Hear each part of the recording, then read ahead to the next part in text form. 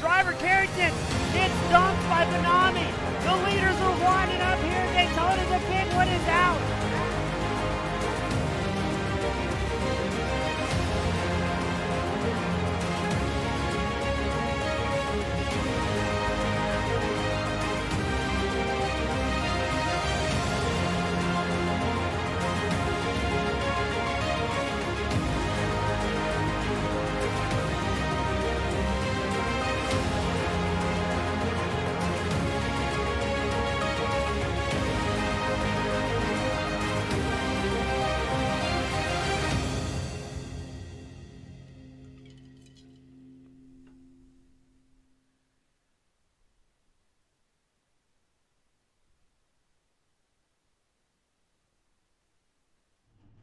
Good evening, race fans, and welcome back to the Metro Ford Cup Series here at the Old Bastards Racing League. Tonight, for the season opener, we're at Daytona International Speedway for the Sunday Morning Cup Series, proudly presented by Team Goon Squad. I'm James Z, bringing you the action, 1080p, 60 frames a second. And let me tell you, ladies and gentlemen, it is great to be back out with the Sunday morning friends. It's going to be a wild night here at the season opener Daytona. We've got 43 cars and even more drivers who are unable to make it into tonight's lobby, so guaranteed to be a good one as these Titans make their way out for qualifying.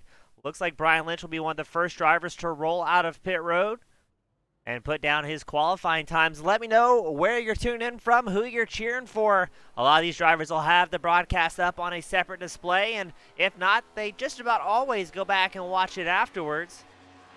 Let me know, because the drivers will appreciate it as well to see the fans out here in force.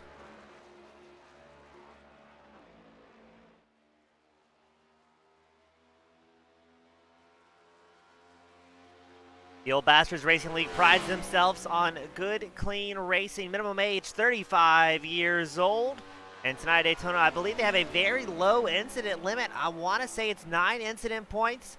No fast repairs available, so drivers going to have to take care of their equipment. You can't finish this race if you're back in the hauler early on, as it's going to be a fairly long race. 110 laps here tonight at Daytona. A short 2-lap qualifying, and there is unlimited fuel, max fuel allotment to these drivers, as well as an unlimited amount of tires behind pit road. Tires probably not going to be too big of an issue here tonight at Daytona, more so taking care of that equipment and not wadding yourself up before you make it to the end of this thing. Also, I'd like to thank our new sponsors, Kimball.net, coming on board as a sponsor. Victory Lane also coming on board. And of course, our title sponsor, eMetro4.com.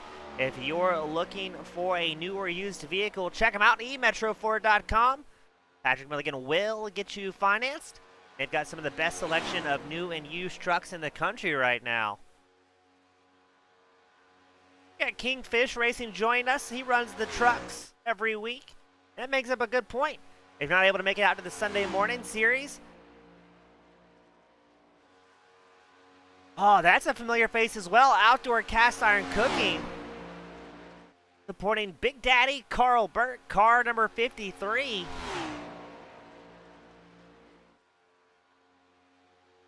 Good to see some familiar names and faces. But again, Kingfish brings up a good point as well. Multiple different series run here at OBRL. They've got trucks, they've got ARCA cars, they've got the Xfinity cars, and then they've got the Premier Metro Ford Cup Series every Sunday morning, so check them out. If you meet the minimum age and you're looking for some good, clean racing, OBRL.net or Old Bastards Racing, if you Google it, we'll bring it right up. As Lynch looks like he's going to be sitting in 5th. Kevin Strandberg, number 58 machine, qualifies on top so far with a 50.58, edging out Eddie Jones. But a big blink there by Strandberg.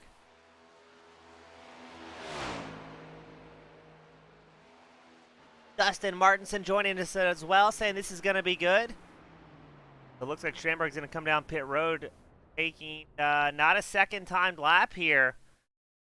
Let's see who else is out on track. Oh, on here, there we go. As the live timing updates on the left side of your screen, we are currently focused on John Hinchcliffe in the number 50 machine for his time lap. Only a 5-minute qualifying, and what you're going to see tonight is some drivers waiting to go out to see what the rest of the field does before they start their qualifying time. And there are a few triple-digit numbers out here tonight, rookies to the OBRL series. Now, the triple-digit drivers will not be able to qualify. They will have to start at the back of the pack. We've got Dan Hill in the 112 machine and Kevin Eitnier in the 272. They will be our two rookies to keep an eye out on. Now, we've seen rookies do some amazing things here in the past. Coming from memory, Jonathan Green, who's run the 37 Mustang this time. He was a very successful rookie in his opening season last year. And Dakota Pischke puts on top of qualifying with a 50.54, as well as Kilburn. He'll be qualifying second, edging out Kevin Strandberg. Strandberg, though, didn't put down a second qualifying time, so to still be sitting third, not too bad, all things considered. As the camera is still focused on Hinchcliffe, he puts down a 50.6. Good enough for a 5th place qualifying run.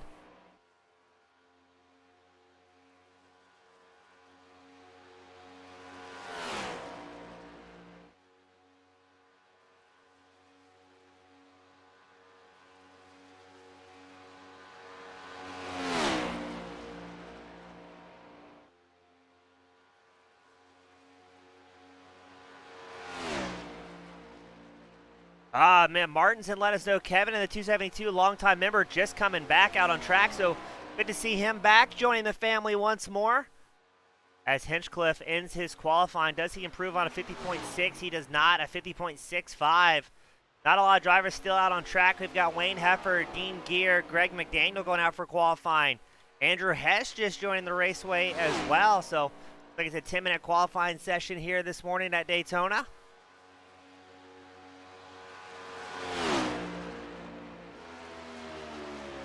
Really good to see so many drivers coming out for the opening round of the season. Now, last week they did the Clash at the Coliseum to warm up. So this may be a needed change for the very tight quarter-mile raceway they were at last week, or maybe be even more stressful at the 2.5-mile super speedway of Daytona. It'll be interesting to see what type of patience these drivers are given and taken out on track.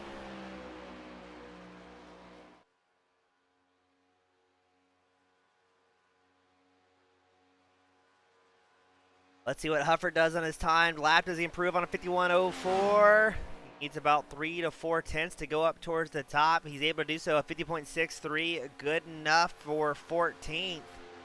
Dakota Pischke still holds on to the pole position. We check in with Andrew Hess, number 54 machine. He's going out for his first timed lap. Looks like 31 drivers have put down qualifying times so far.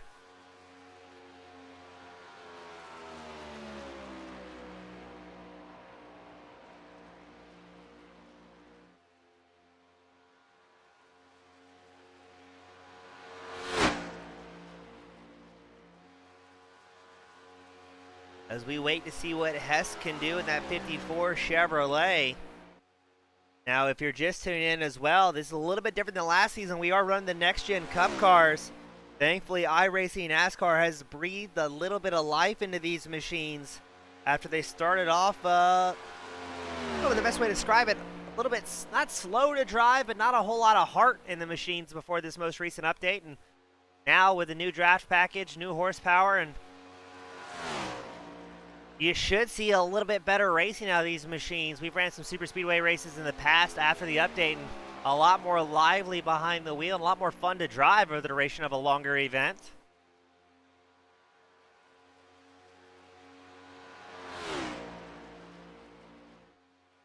So look at Hess dropping down the inside line, trying to squeeze that distance as tight as he possibly can.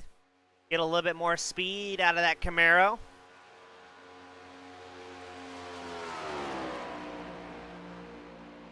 And Hess will roll up towards the top. That's good enough for a 19th. Oh, this is going to be tight based on qualifying here today. And it looks like only one driver still out on track. That's Brian Glass in the 87 Kodak back Chevrolet. He needs to click off a 50.54 or faster to put on the top spot here tonight.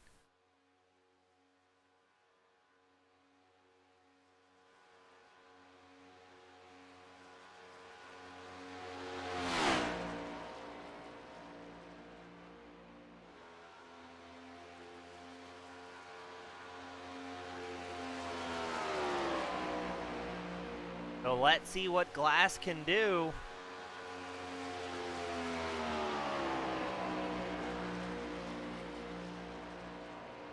Last time by, 50.81, qualifying 35th. This is his last opportunity to improve. We only have 30 seconds left in qualifying before we send him out onto the grid. Looks like about 8 drivers not qualifying, including our 2 rookie drivers. And Glass qualifies 4th, not bad at all, 50.59. He's got to be happy with that run. And that will wrap it up here at qualifying. Pischke holds on to the top spot with a 50.4.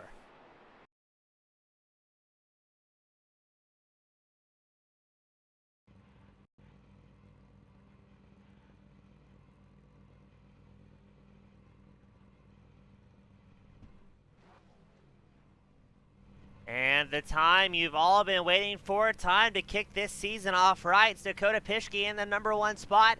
In the aptly numbered number 1 car, Joel Tech starts second. Kevin Strandberg starts third. Brian Glass fourth on the grid. Johnny Tilton starting 5th. John Hinchcliffe starts 6th. Carl Burke 7th on the grid. Eddie Jones starting 8th. Dean Gear starting 9th. Lee Wardsdale starting 10th. Michael Watts starting 11th. Tim Kennedy 12th on the grid. Cycling back to Brian Lindsay starting 13th. Greg McDaniel starting 14th. Wayne MacArthur, the fast Canadian, starts 15th. Robert Garisco starting 16th. Wayne Hufford starting 17th. Joe Brown starting 18th. Brian Lynch 19th on the grid. Andrew Hess starting 20th. Gail Copeland starting 21st. Larry Corey starting 22nd. Lloyd Moore 23rd on the grid. Bob Light starting 24th. Jeff Lyden starting 25th. Dode Hoskins 26th. Grace Brown starting 27th. Michael Dow starts 28th. Don Brown 29th on the grid. Chris Walsh starting 30th. Kevin Cormier starts 31st. Jonathan Green 32nd. Brian McRubbin starts 33rd. Rick Nitz starting 34th. Tony Jennings 35th on the grid. Dan Hill starting 36th. Cycling back for the final time, Ken Huff starting 37th. Bruce Pearson starting 38th. Don Hastings 39th on the grid. William Fletcher starting 40th.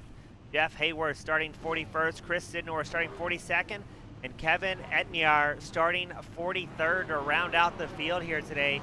And my, oh my, what a massive field it is. Good to see Victory Lane joining in as well. Supporting the league that he is a sponsor of. Good to see him out.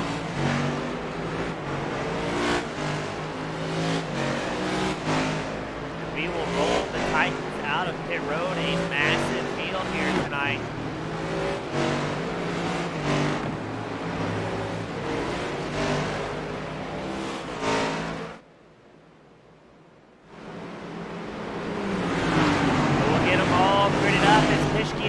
On the front row.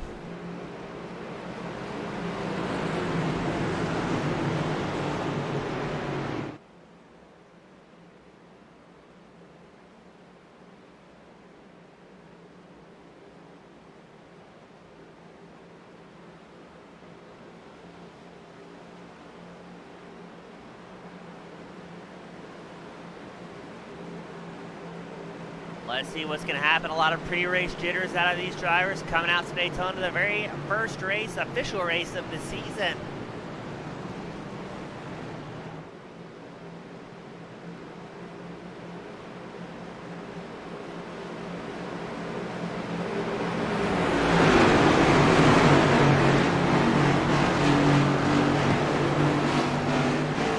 As we get ready for that iRacing pacing car to make its way down pit road, the E-Metro Ford Cup Series about to begin, ladies and gentlemen. Thank you all again so much for tuning in on a Sunday morning as the pace car comes in. And let's see when Pischke mashes the loud pedal on that number 1 machine. And away they go.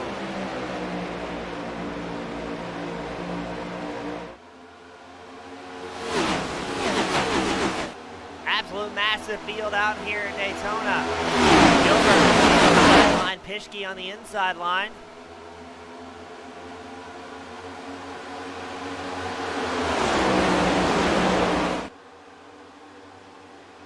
And already seeing some 3-wide action as drivers swap between the high and the low group, trying to find a little bit more time. Gilbert has a massive outside run. He's accompanied by Brian Glass, the number 87 machine. Now let's see this Gilbert try and drop down here ahead of Pischke. Is he going to be happy running the high line as the field snakes out behind him? Now 43 drivers, what you can expect to see here tonight is a good portion of those guys maybe playing it safe and trying to stay towards the back, expecting at least one big one to come out today. I'm a little surprised Kilburn, Glass, Hinchcliffe, Jones were staying committed to the outside line. The high moves down and drop down low. And just like that, Pischke will find himself in 5th after starting in the very top spot.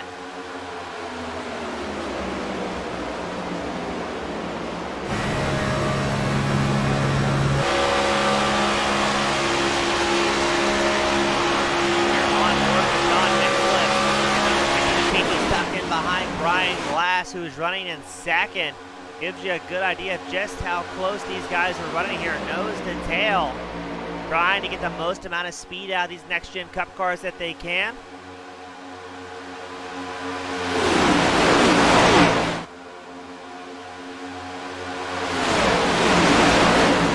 Now we got a question on where is Dwayne MacArthur.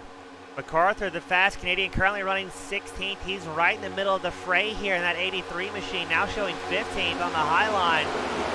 Easy to spot the Pepsi Cola back machine.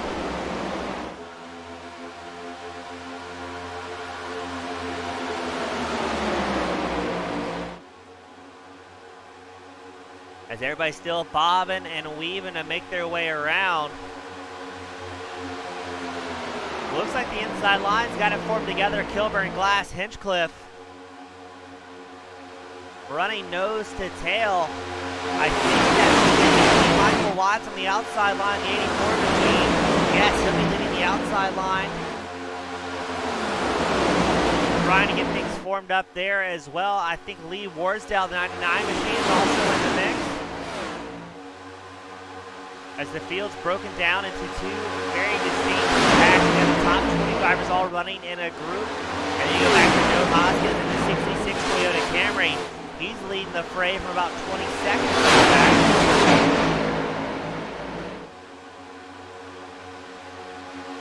Fastest lap of the race currently belongs to Wayne Hubbard in the number 75 Chevrolet. He clicked off a 46.74 his last time by.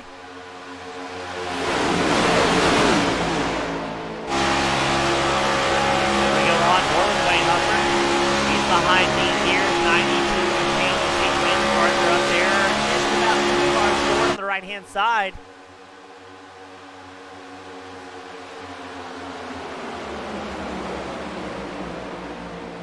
As the inside line with a big check up there.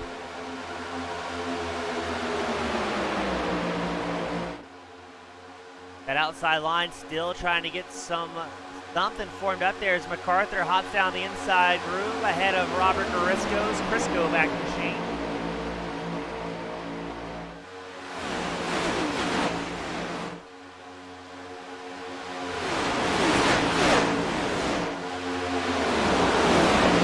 This is a very long race for the boys out here today. Expecting the 200 to open up maybe around lap 38 is what we are hearing from the drivers.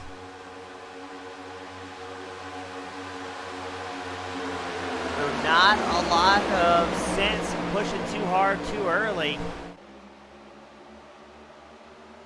Need to play it safe, make it to that fuel window, and just keep rocking and rolling for the duration of this event.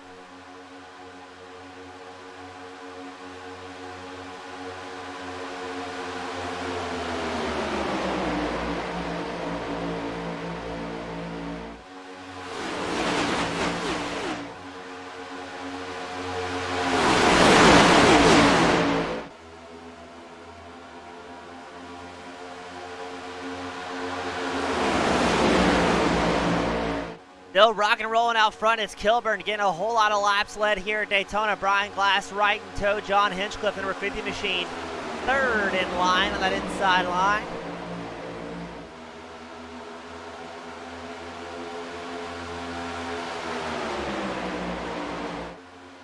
Everybody taking it nice and easy here despite the massive pack that we're seeing out on track. This is the top 21 drivers in one massive pack. You've got another second package from about 22nd to 34th place, and then 35th through about 41st place, all running in a big line as well.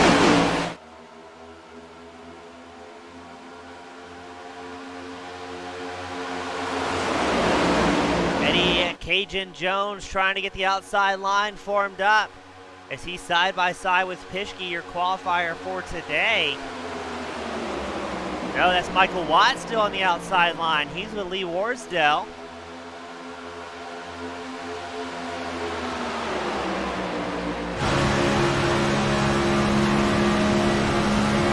As we're on board with Michael Watt, about 5 cars back on the outside line. Watt's leading the charge, trying to get the high line working. Seems like it's going relatively well, though. No big complaints.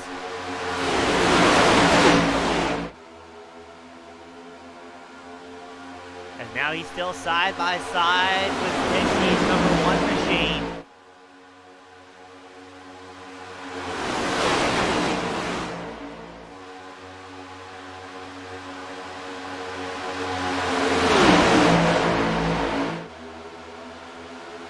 let's cycle back and maybe check in on that second pack led by Hoskins.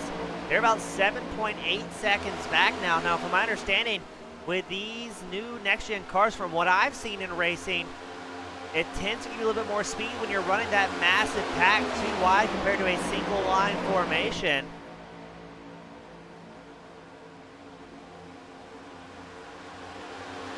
As you're watching the bright green mean machine of Hoskins, he's got Jonathan Green right behind him, as well as Bob Light, Chris Walsh, Lloyd Moore, Jeff Light, and Don Brown. And interesting, I mean, they're 8 seconds behind Brian Lynch, who sits in 21st. As up front, the outside lines, gruesome legs. Here comes Kilburn, here comes Hinchcliffe. As Hinchcliffe takes over the race lead. Kilburn still showing in second after leading a large portion of these laps here tonight. But look at Watts on the outside line, the number 84 Ford Mustang. Trying to get things going. Only 11 laps in. These guys are starting to make some moves here.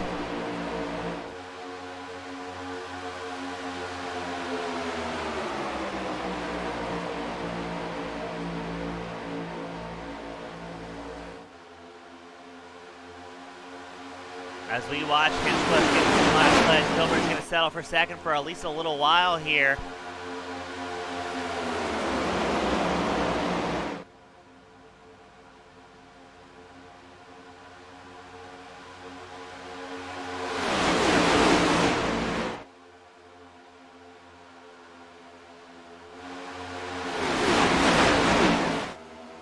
Brian Glass, he's on the outside line now. He's edged up ahead of Michael Watts. Said, all right, it's my turn to lead the outside line, but no, look at this.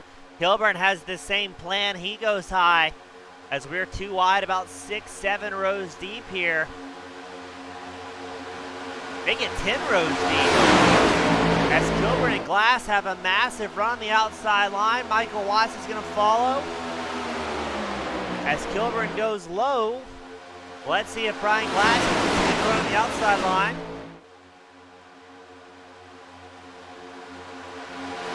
Last in the Kodiak Max, number 87 Chevrolet. Kilburn on the inside line. He's in the number 40 Toyota Camry, sponsored by Coors Light.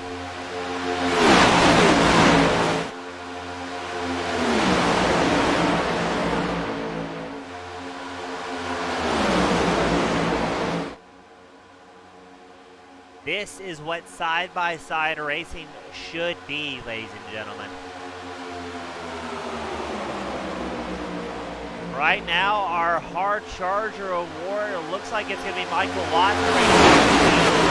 If he can finish the most amount of positions gained here tonight, he'll be eligible for a cash prize that accumulates throughout the season, paid out at the end.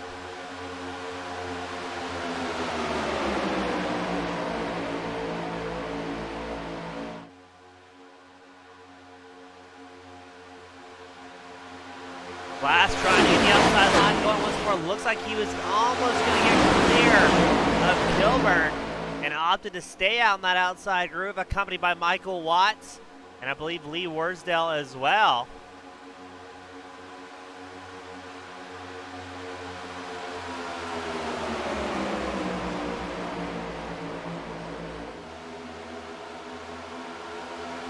Kilburn still running that inside line. Currently showing third, leading the inside line. He's about 2 car lengths back from Brian Glass and Michael Watts, but it looks like Worsdale may get clear of the number 40 machine of Kilburn as well. I'm interested to see if those top 3 drivers stay the outside line, if they try and drop down low.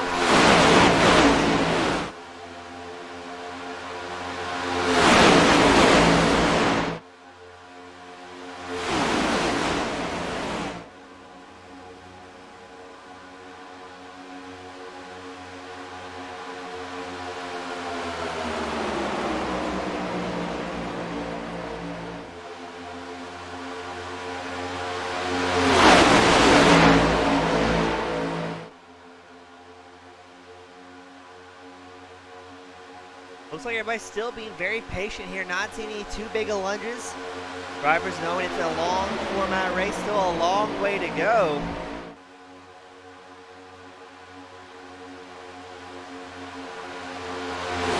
We check back in with our second pack of drivers. This is Hoskins, Green, Leiden, Light, McRubbin, Brown, Walsh, Huff, all in a massive pack here. And a little bit further back, I think you've got a third pack. Yeah, there we go. It's Bruce Pearson, Dan Hill, and William Fletcher. Now let's talk about one of our rookies, Kevin, who's rejoining the series in the 272 machine. Having a good start, not able to qualify since he is considered a rookie despite his history here at OBRL. He's up 6 positions and clicking off laps, playing it safe.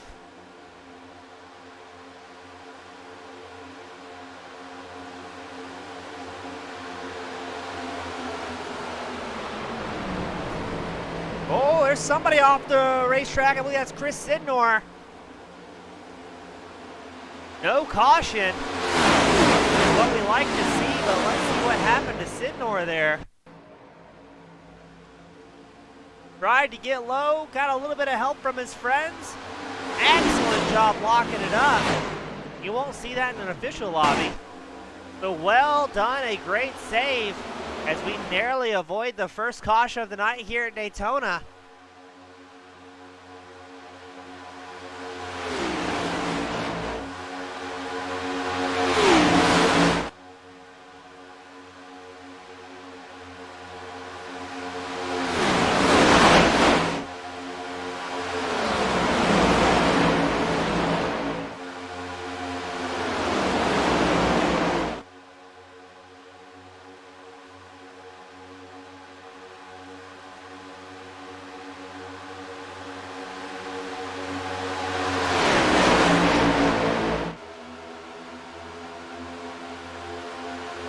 Kilburn Hinchcliffe still out front. Eddie Jones has worked his way into third.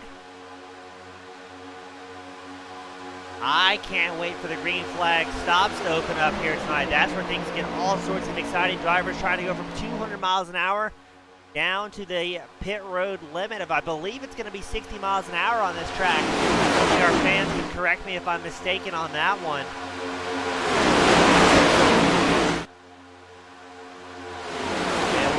Doubly so exciting as your race leaders will make their way up the traffic. Still have quite a while. I don't know if the lead pack is going to catch up the traffic before the first fuel run. We're on lap 19 as what we think is about 38's the fuel window. And right now your race leaders are about 30 seconds ahead the tail end of the line.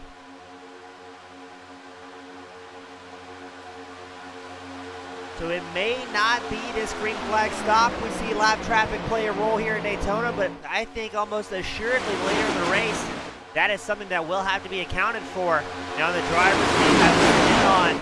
Drivers are instructed that they're a lap down to go up to the third lane and make way for the race leaders.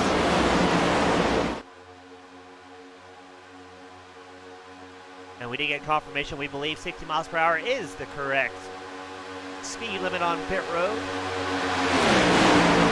And why that is so important to our viewers at home, where you can see again these drivers going 200 miles an hour right now in a massive pack. We'll have to get it woed way up to 60 miles an hour, and you can expect them to do that very quickly. As we saw smoke, but I'm not quite sure from where.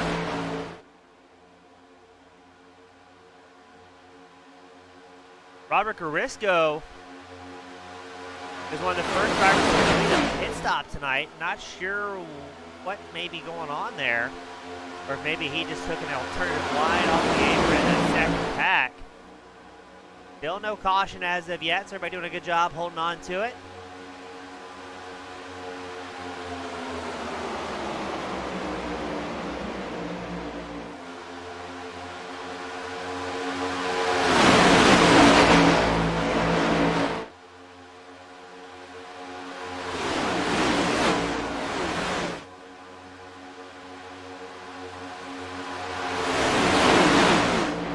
Has a bit of a moment, but showing you what it's like behind the catch fence here at Daytona as the guys make their way around.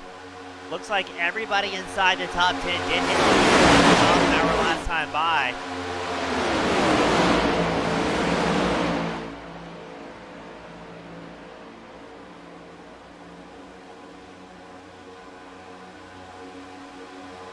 As it looks like not many people making big rounds. No, it's Jonathan Green for 37 machine. He's up 10 positions now, running 22nd, right behind Hoskins. Hoskins also in a bright green vehicle, easy to spot. Green in the Ford Mustang, Hoskins in the Toyota Camry. This is the battle for 21st out on track, as right now Green, our current hard charger tonight, up 10 positions early on.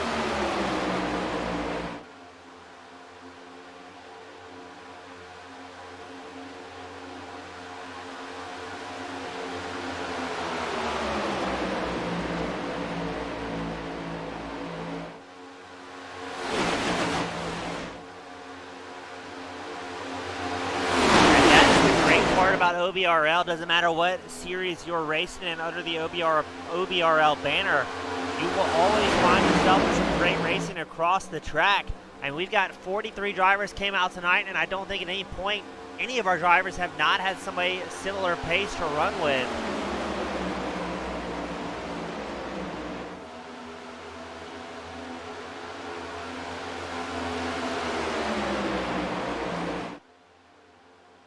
As we will check back in with our lead pack, Eddie Jones running third, the number 14 machine. Kilburn and Hinchcliffe running 1 and 2 out front, while Brian Glass still trying to make that outside line working. And a lot of leapfrogging around tonight.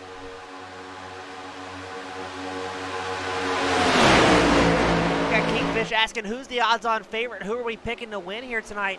That's such a tough call to make. All these drivers I've called races with a lot, almost the entire season last year of the Metro Ford Cup Series, and I see several familiar names and faces in other leagues I broadcast. There's a lot of talent out here, but Super Speedways, you're kind of playing what we like to call the draft lottery. As Brian Glass gets into the wall, away they go. The first big one is out. Brian Glass heavily involved.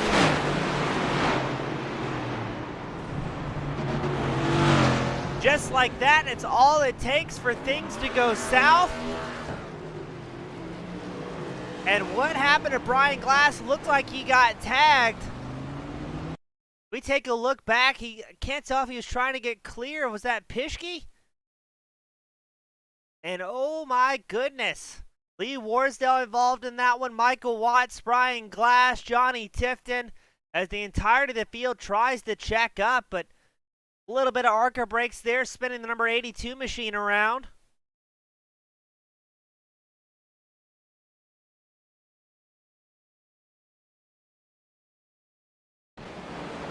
And just like that, thankfully, Brian Glass able to get that machine started, but he is going to be looking tough here. As Johnny Tilton takes a tow back to pit road, Brian Glass going to try and limp it home. And that will bring out the first yellow flag of the night here at the season opener.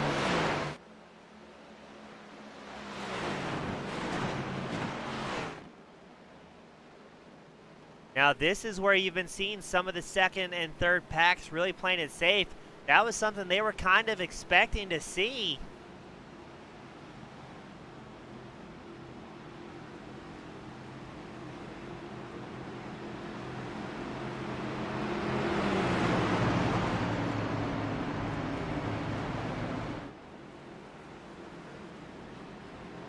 Now I would imagine we're about 10, 12 laps short of our estimated fuel window, but I think most of the field's going to come in here and top off.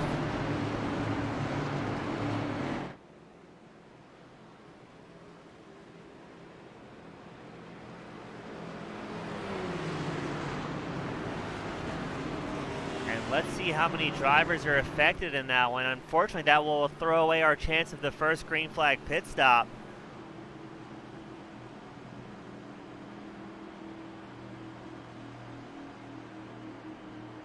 That should put our next planned stop around lap, well, I don't know, around 64 or so.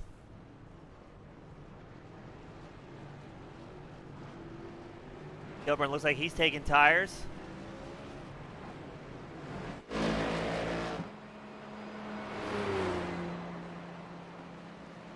Interesting. I didn't see Gear actually come down pit road. He's on the apron, but by the time he doesn't show him with a pit stop. Yeah, we got a request for another instant replay of that accident. I'd be more than happy to, or for our viewers at home. We're going to focus on Brian Glass's wild ride here. He gets hooked by the, I think, 84. Trying to get that replay to go away a little bit faster. Let's back that one up for you guys.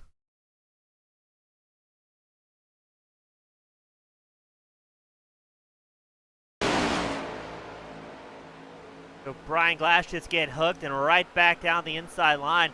I think that was the 84 also heavily involved in that one. That's Michael Watts. But again, I'm not race control. Let me preface this. So my word doesn't mean a whole lot from a racer's point of view. I couldn't tell if Watts maybe tagged the outside wall and got into Glass, or if Glass was the first one to get unsettled there. Really tough one to call.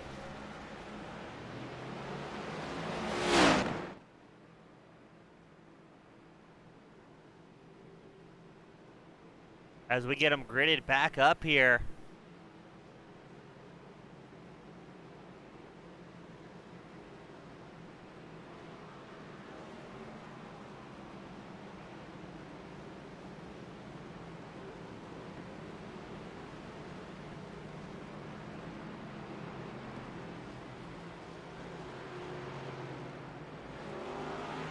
Now Dean Gear comes in on a late stop. That makes more sense.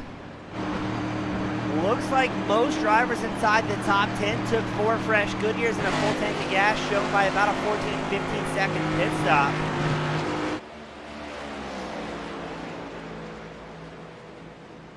Not seeing many drivers who may have just taken fuel to try and get the track position.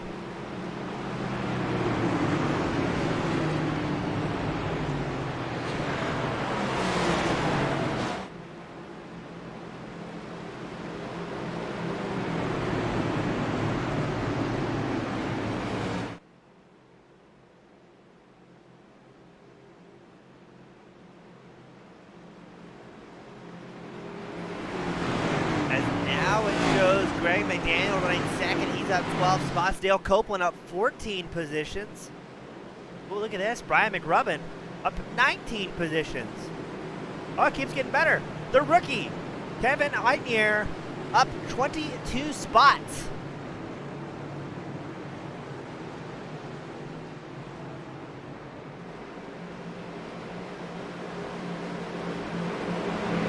So some drivers having some luck in that incident. Some drivers having a whole lot of misfortune. It's going to be Hinchcliffe and McDaniel in the front row. Jones and Kilburn your second row. MacArthur and Pischke your third row. That's a lot of big names up there in the front, ladies and gentlemen, as the pace car makes their way down. Let's send them back out for another start. As the green flag flies here at Daytona, Barney, our flag is work. And it's time to go racing once more. As we heard one driver leave pit road, that's Brian Glass trying to come back on the apron to avoid earning the ire of the race leaders here.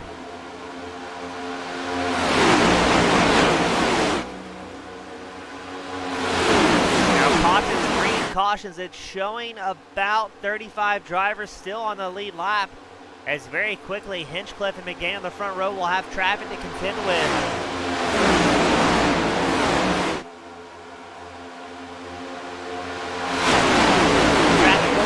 Way high, gonna avoid tagging that outside wall. I believe that's Watts in the 84 machine. Yes, we get confirmation that was Watts in the 84 Ford Mustang. As our drivers allow themselves to exhale after the white. Right now, Hinchcliffe is probably one of the safest spots of the house in that number 50 Chevrolet. Chevrolet running first through fourth right now. Fastest Toyota. Joel Tex Kilburn, he's fifth on track. But Hinchcliffe has wide open track in front of him. He can focus on hitting his marks and not having any misfortune, ideally.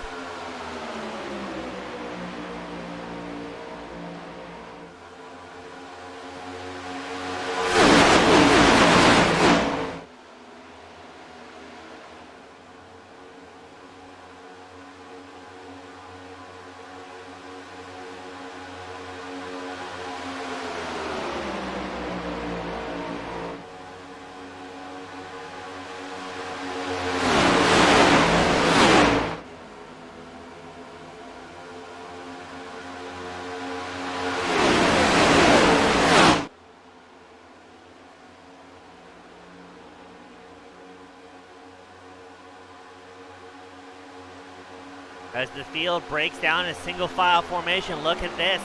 Wayne MacArthur, the fast Canadian, has worked his way up into third in that number 83 machine.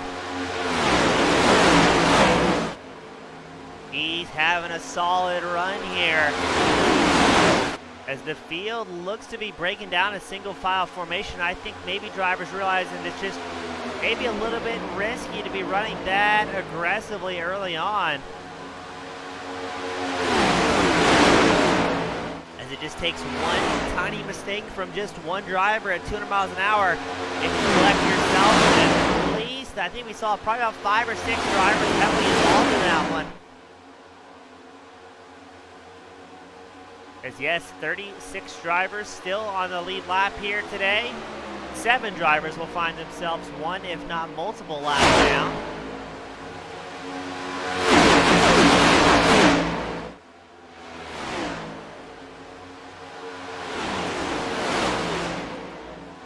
Hinchcliffe still comfortably out front, clicking off laps in that number 50 machine.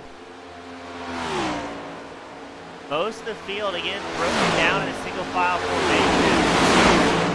Wayne Hufford, he's on the high line, way behind Tim Kennedy, and he's right through number 68 machine. The only 2 drivers on that high side in this lead pack.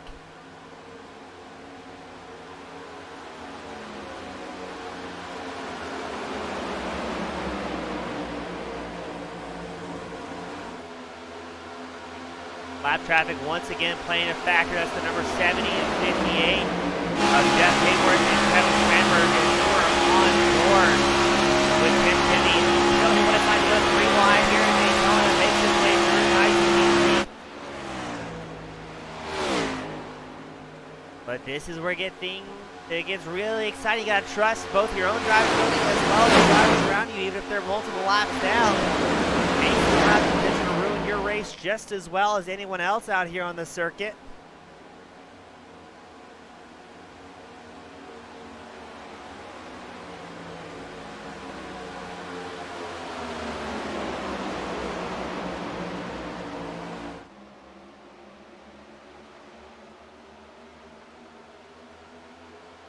We can check back in on the second pack. That's led by Brian McRubbin, the 09 machine.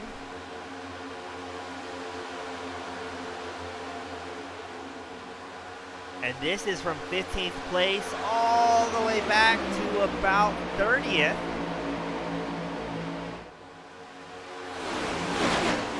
As this pack runs about 5.7 seconds behind your leader.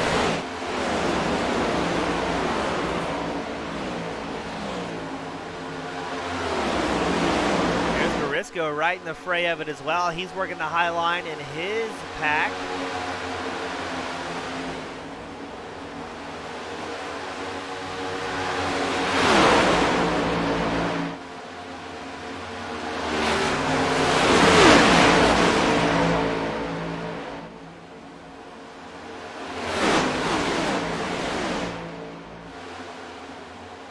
Making their way nice and easy around traffic, some heavily damaged traffic, might I add.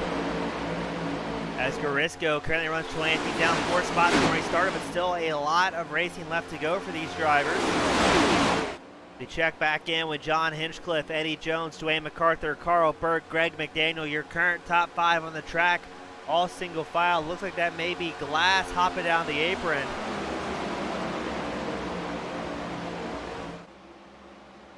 Now, unlike the eNASCAR series, I don't believe there's a minimum speed rule here for the Sunday morning Metro Ford Cup series.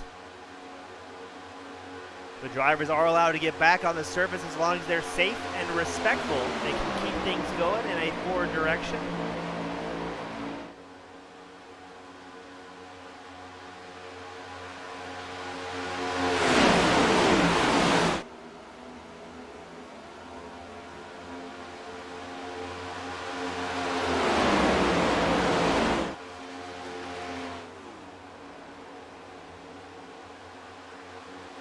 Ooh, what's going on there at the back? We see somebody getting tousled around. Grabbing the dirt at 200 miles an hour is not going to actually out wrong here. I believe that that may be Tony Jennings. Yes, it was with a big save. Richardson after he got toppled around. Now he's going to have to look at that red mist in his eyes as he starts falling back up to his back. But no, you can hear him lift a little bit. He's going to play it safe here. Maybe realize if they're bumping and grinding that much already, he just got a break by not getting involved in it. And may take that as a learning opportunity and just follow the guys safe and sound here.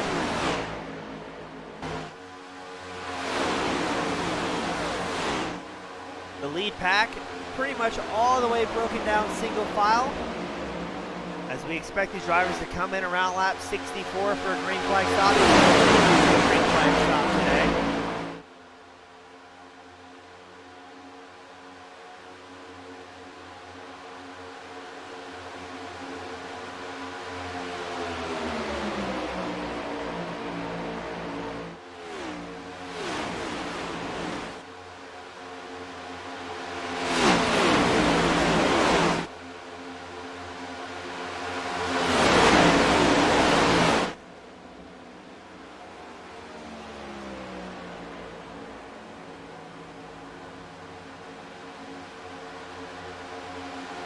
Hinchcliffe, Jones, MacArthur still clicking off laps.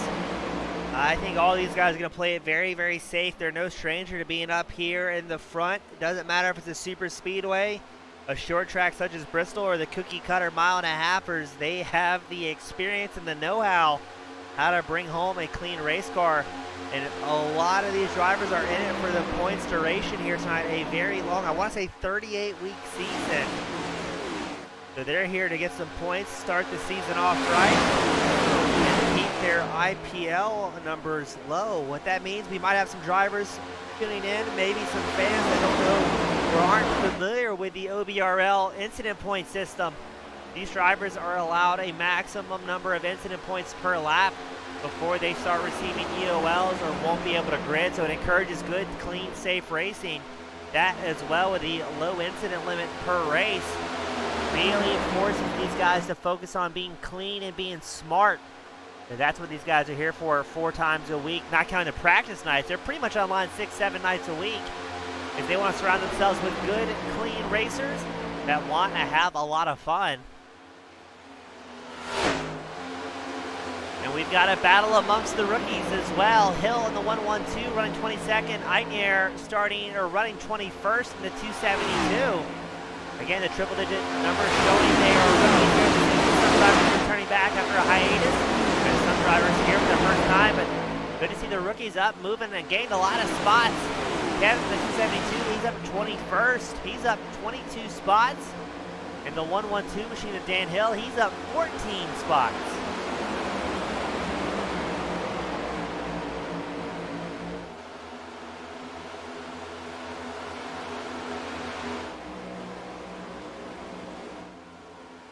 As we're trying to get, let's see if we can get our E-Metro Ford blimp cam pulled up here. Looks like just about everybody running single files. We keep looking through the field here on our camera. Yeah, look at that, the entire field. Single file, clicking off laps, taking it easy. Life is good, enjoying some great racing with some friends.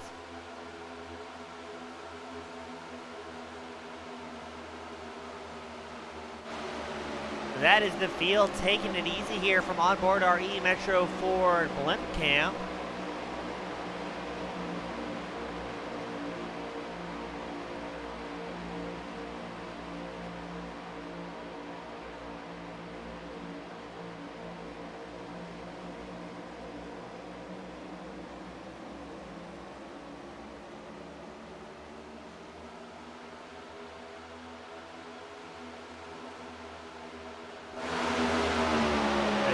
Taking it easy.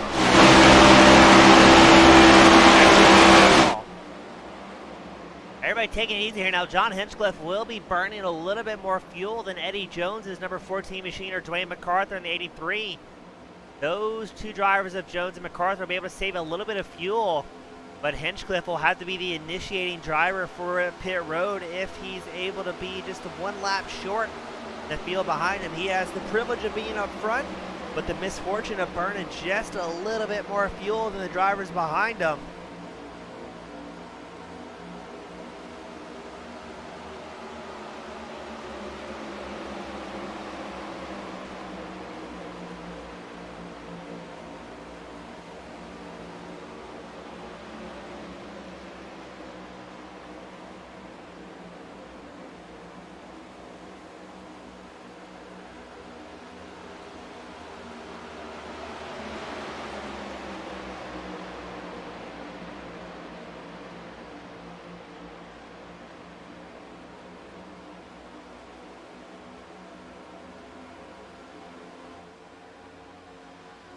Good to see the guys. I think that first caution really took the fear of God into these drivers, knowing that they've got to play it safe this morning. He's riding right behind Hinchcliffe, not having too many issues or worries here. Hinchcliffe getting a whole lot of laps led. That number 50 machine, though, looking sharp.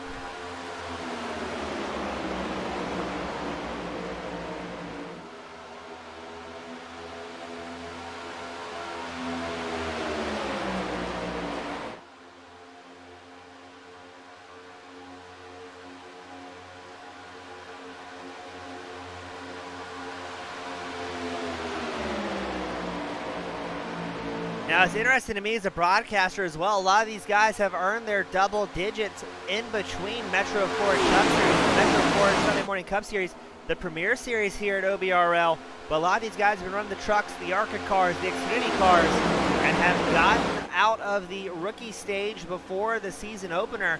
They're new faces to me, but not necessarily the OBRL family. And good to see the guys coming out here and doing strong. And it's almost a little bit surreal not seeing some of the heavy hitters, Tom Ogle, Patrick Milligan, Josh Robinson, some of the normal winners we saw last season, either on vacation for this opening round or not able to get in as the lobby filled up so extremely quickly. Now, although those drivers are missing out on points in the opening round, they are missing out on possible incident points as well, so a little bit of a double-edged sword there.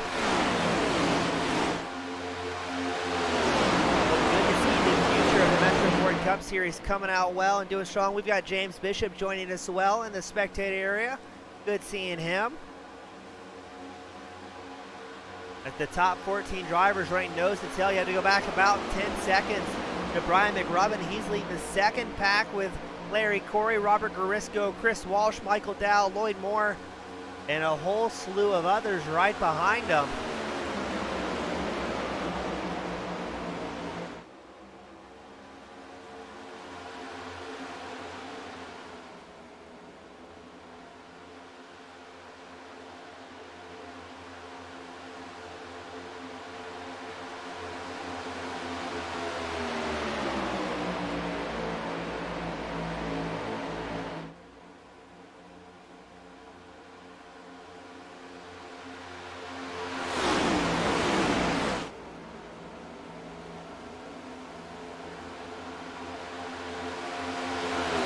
Don Hastings comes down pit road. Looks like that may have been a save here on board Brian McRubbin. And interesting, I was curious to see if he's running 4th or 5th gear leading the charge. He is in 5th gear here. That's a little bit different judging from the last Gen 6 NASCAR, where it was a 4-speed stick shift. Now we're running sequential gears on the next gen, and we've got 5 gears for these drivers to use. Another big change is going to a single lug nut on these machines as well. So what we thought originally before the data came out was that they were going to have a little bit faster pit stops, but still with 4 fresh tires and big gas right at that 15-second mark. Maybe about a second faster than the Gen 6 cars on a great day, but not a whole lot has changed. And now that iRacing is live data from NASCAR, starting to see a little bit more racing ability.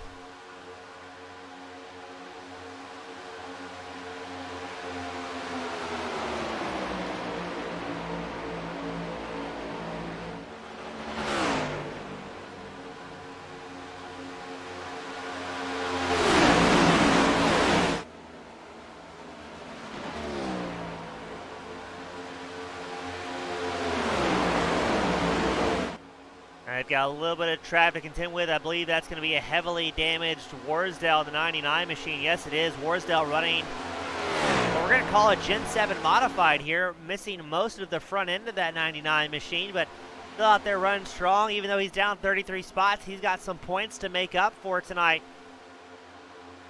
And if he can just keep that thing pointed in a forward momentum, he may have a few late race cautions that help save his evening. As John Hinchcliffe leads that lead pack, all single file around traffic, no problem there. Thankfully, with everybody being single file, make things pretty easy.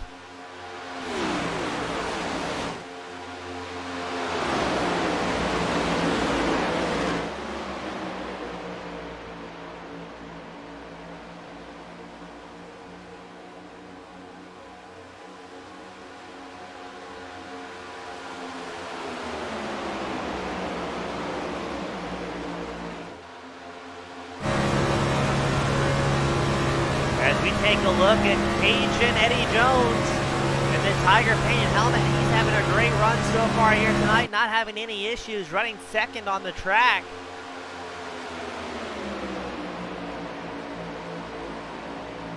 And now we go to the roll bar camera from Jones. Tucked in nice and tidy behind that number 50 machine.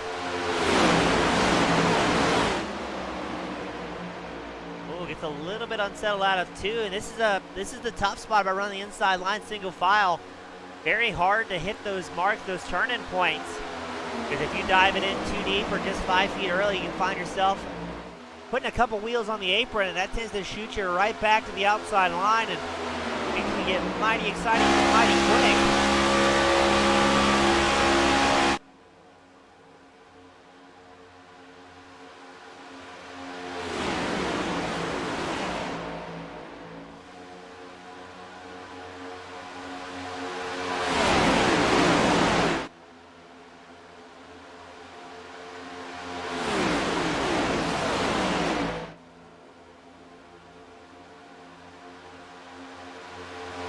Expecting about 15 more laps before the fuel window opens. No, make that about 11 is what we're thinking before drivers start thinking about calling out their pit entries together.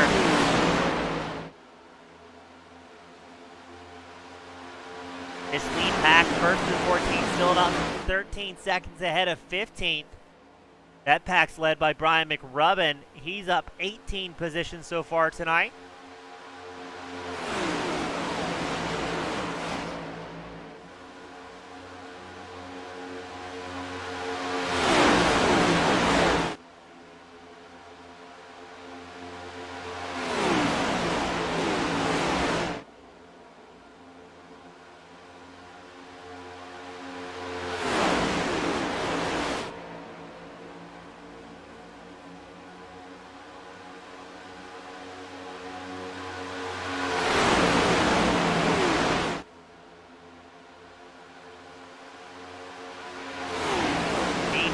Comes down pit road.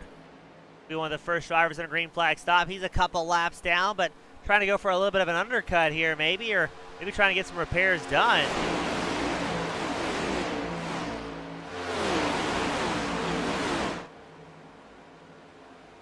And I did get confirmation as well. This schedule is 36 races in 40 weeks, duplicating the real NASCAR Cup schedule. They run about 60% race lengths compared to the real life series. And good to see the guys out here long. And now later on this season, I'll have all sorts of fun stats to rattle off for you. Who's done what, when they win, and even who has the most crashes here.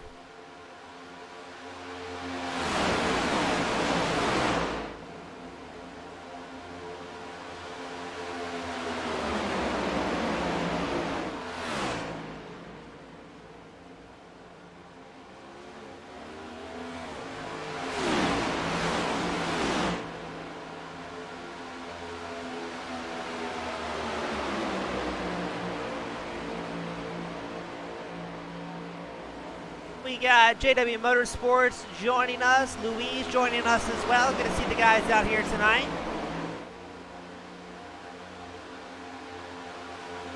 Thank you for the kind words. I appreciate you guys sincerely.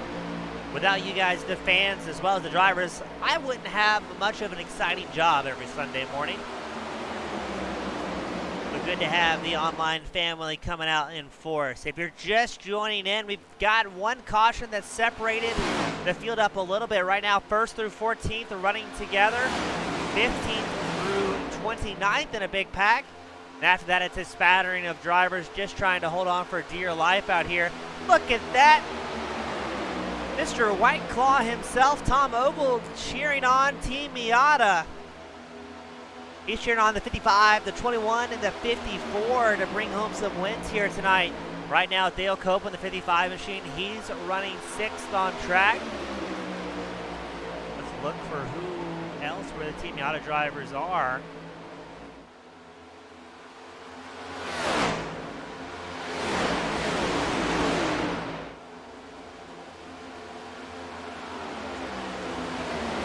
The 21 of Joe Brown, he's running 9th.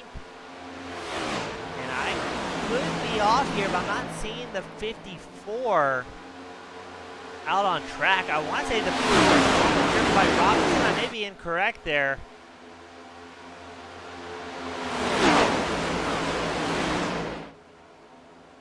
So at least a couple of the Miata drivers out on track, the Team Miata drivers, scoring some points while Mr. Ogle is out on vacation this week.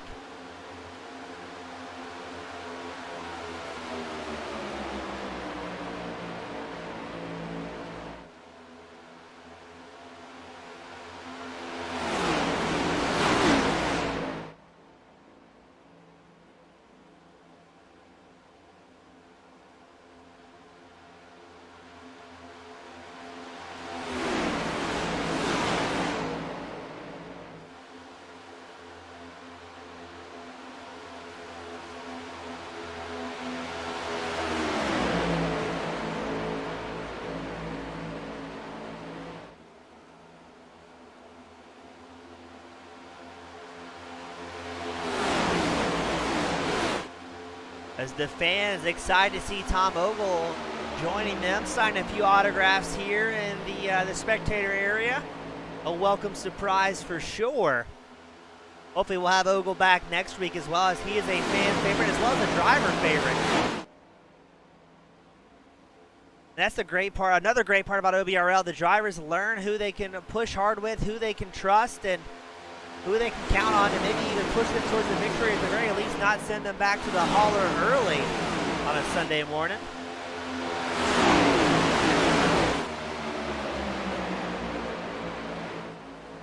As we're going to cycle back to Brian McRubbin, Larry Corey. McRubbin, the 09 machine, Corey, the 7. They're in the second pack on the raceway, running 15th and 16th with a slew of drivers right behind.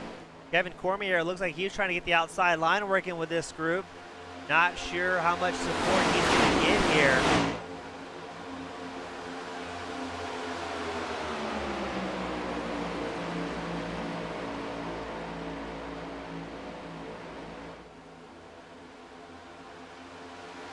As this pack running about 8 seconds behind the leaders. Mark Schrader here as well. Good to see Mark. So it looks like McRubbin and Corey able to gain a little bit of ground. They're gaining a substantial amount of time. They almost ran a second faster than the lead pack that last time by, so very quickly closing the gap to the leaders.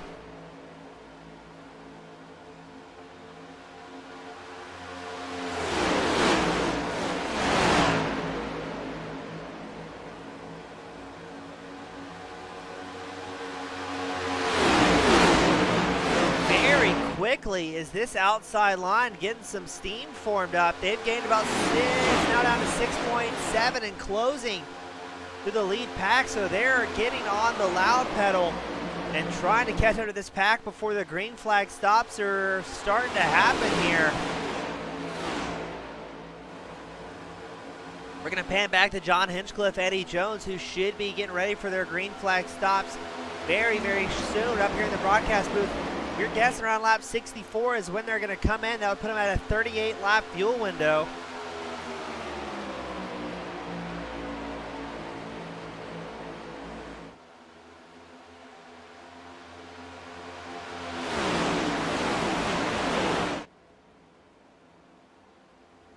Mark Schrader cheering on Dale Copeland. Copeland currently running up 15 positions, now 6th on the track in that number 55 machine.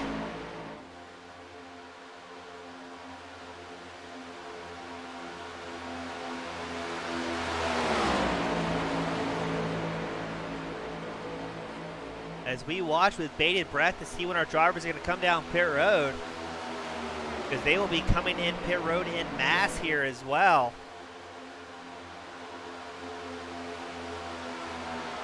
Right now the crew is getting ready on pit road, waiting to see what's going to happen.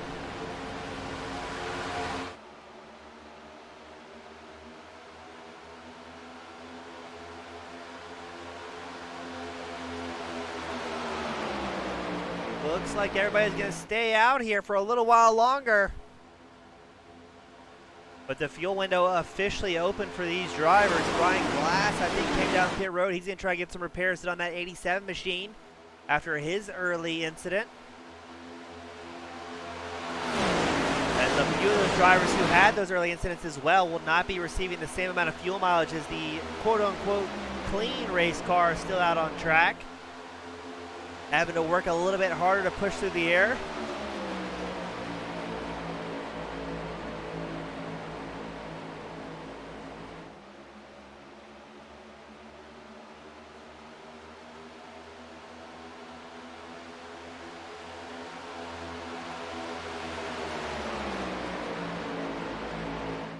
Still, these drivers are going to stretch out that fuel window. Again, they came in a lap 26 under caution.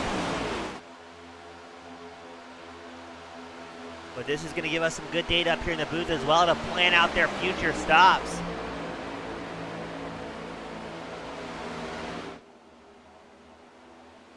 Now, we talked about that second pack gaining ground. They have done so. Now they're about 3.5 seconds off the lead pack here. With Brian McRubbin in 15th, he's up 18 spots in that 09 machine, charging hard and digging deep. He wants to catch this lead pack coming before pit road so they can all leave together. Now this will be an interesting stop as well. As look at this, here we go, it's pit lane time. Hinchcliffe goes in, a large portion of the field stays out.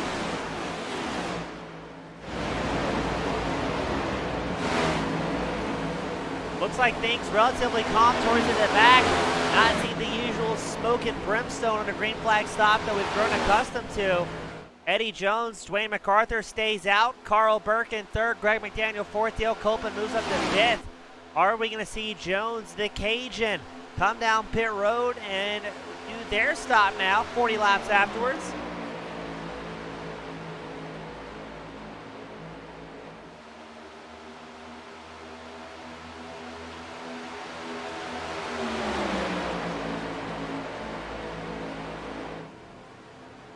No, they're going to stay out even longer here.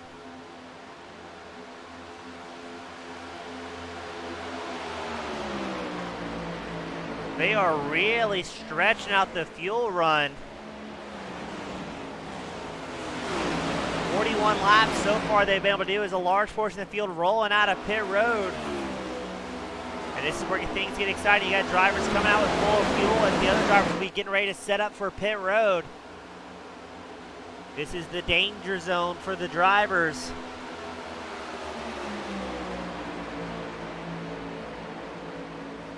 Traffic going high to let the race leaders by on the inside line.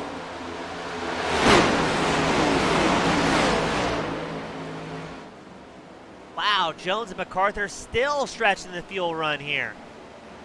I wonder how much they are able to save on that last run by not being the lead car.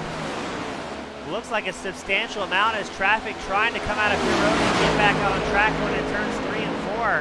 1 and 2, excuse me, making their way around the apron. They're not quite ready to blend yet.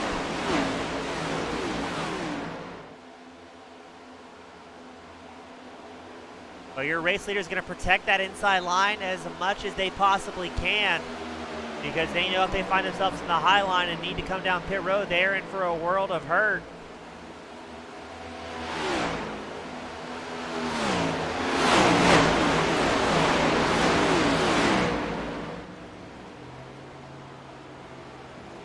Jones still stretching the fuel run. MacArthur in tow. Carl Burke, Greg McDaniel, Dale Copeland, Dakota Pischke, Gilbert, Brown, Light, Hoskins, Hufford, Hess. Oh, there's Hess, number 54 machine. You're looking for him earlier, calling out the Team Miata driver. So these top 12 are stretching the fuel run out as long as they possibly can.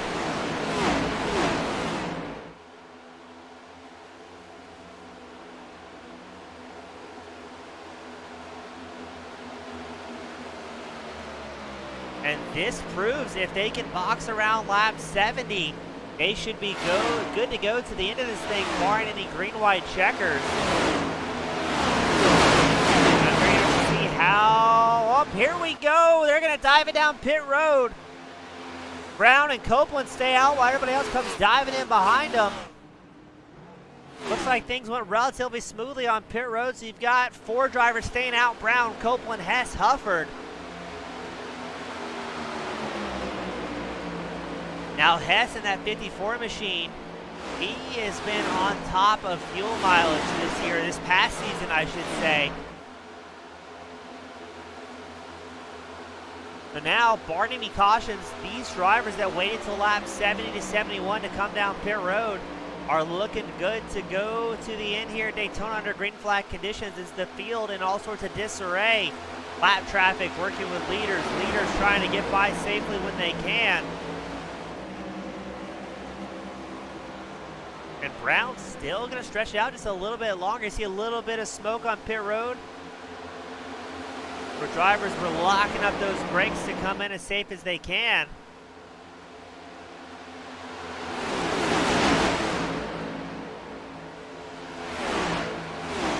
Your top 4 drivers are still waiting to come down pit road. Again, that's Brown, Copeland, Hesses. We've got somebody. That's Kilburn pointing the wrong direction. What happened there? What happened to Kilburn, ladies and gentlemen? Did he back that up a little bit? Oh, he's not going to like this replay. Gets snapped loose on the apron and goes careening around. No caution comes out as your race leaders come down pit road. Brown, Copeland, Hess, Hufford down pit road. Let's see if Hinchcliffe takes over the spot.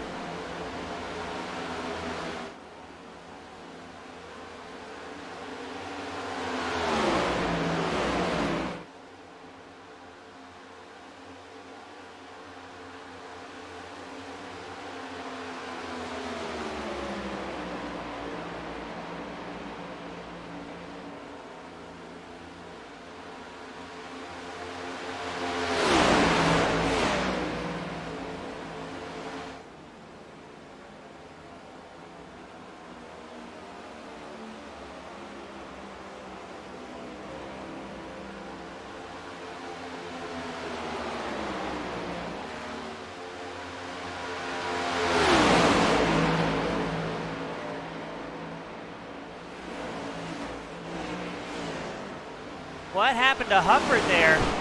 Oh, he's coming back out on track. Okay, well done. So now Dale Copeland shown as your race leader after his lap 71 pit stop. He's 4/10 ahead of Andrew Hess, but keep an eye out on us. Here comes Hinchcliffe in the number 50 machine with a freight train of drivers. It's Hinchcliffe, Jones, MacArthur running the top 3 in that pack, trying to catch in your race leaders.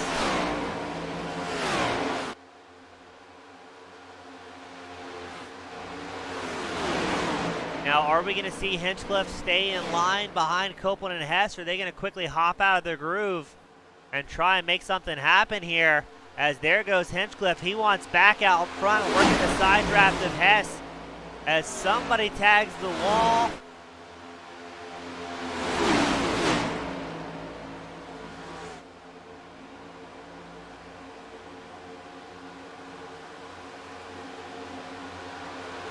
And here we go. The number 14 machine of Eddie Jones going to give his support to Hinchcliffe. Dwayne MacArthur going to follow in tow as well, as Dakota Pischke working his way back up front inside the top 5.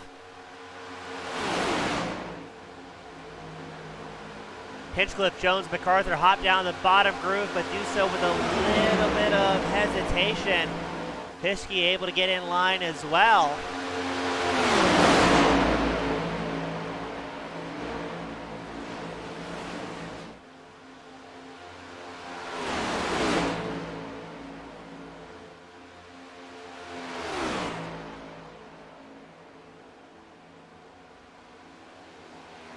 So the great part about so many new names and faces for the season opener for Metro Ford Cup Series is we could very well see some first-time winners this season.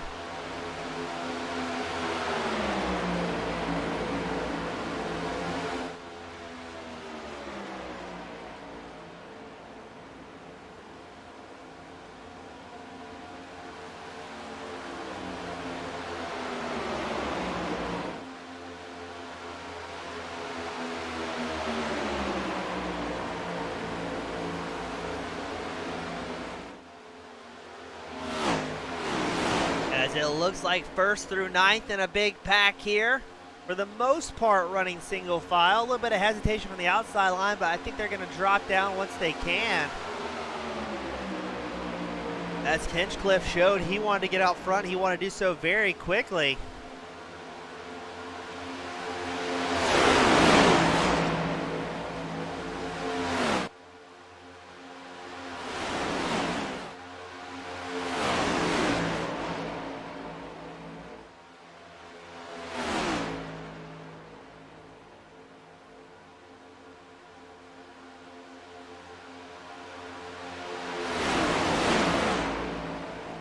We got some of the spectators saying that Jones and MacArthur will most likely work together later to get around Hinchcliffe, the number 50 machine. But I think the number 14 of Jones, the 83 of MacArthur, and the 1 of Pischke are going to be happy here running second, third, and fourth. Saving a little bit of fuel behind the number 50 machine, and then we're going to see everything get a little bit wild here as we are thoroughly in the back half of tonight's race. So far, we've only had one caution, but a couple of close calls. Just seeing that yellow flag come out late in the race.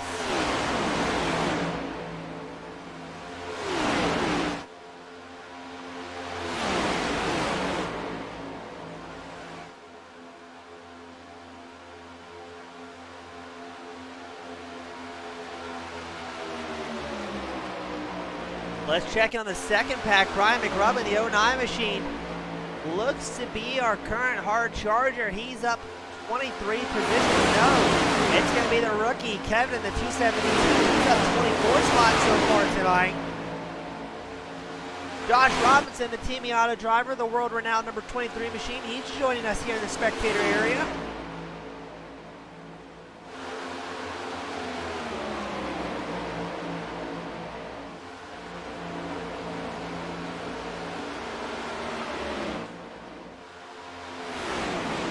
Greg McDaniel at the tail end of the top 9 in this lead pack. Brian McRubbin running 10th. He's about 2.1 seconds back from the leaders.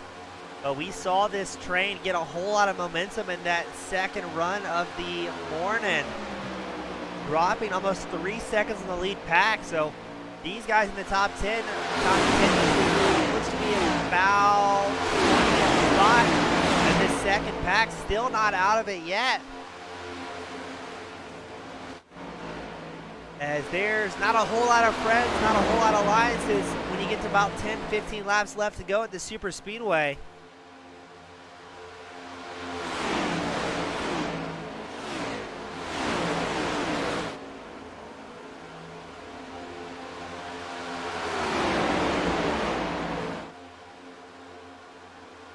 Here comes the second pack, gaining more ground now, down to 1.8 seconds of 2-year race leaders. Brian McRubbin getting pushed by Chris Walsh in the 63 machine. Joe Brown is there as well in the 21.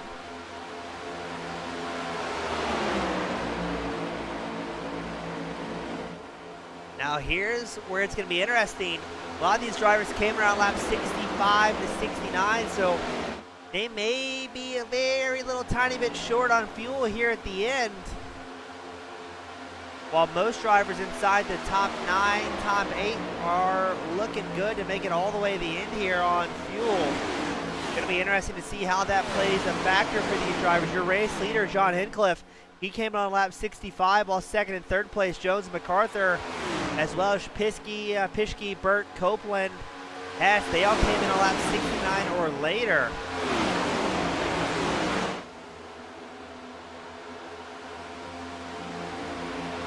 McRubbin still about 1.5 seconds back from the lead pack. But I am nervous that they're going to be short on fuel here at the end. Without a caution, they may be in a little bit of trouble here to bring it home and still have the momentum to get to the top spot, because I don't think your lead pack's going to slow down much. Don Hinchcliffe, your current race leader, he's the only driver I'm a little bit hesitant about in the top 9, top 10 that may be short on fuel here, because he's also out front pushing a little bit more air than Jones, who is squarely against the bumper of that number 50 Chevrolet. Speaking of Chevrolet, probably running first through 7th tonight. A field of Chevys. Fastest Toyota is going to be Hoskins in the number 66 machine. His Camry currently running 8th. And our fastest Ford will be Bob Light in the number 97 machine. He's running 13th on track in that Mustang.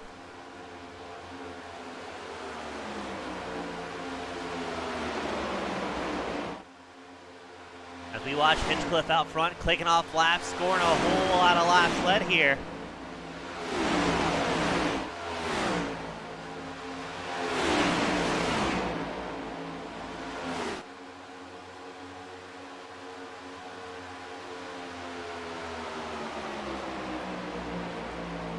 As we've got some drivers coming down pit road, maybe just trying to avoid the fray and show Dean Gears starting a pit cycle, but I think he's just hopping out of the way of the drivers in front of him. As Greg McDaniel leads at the tail end of this lead pack, the number 30 machine, he's still about 2 seconds ahead of Brian McRubbin.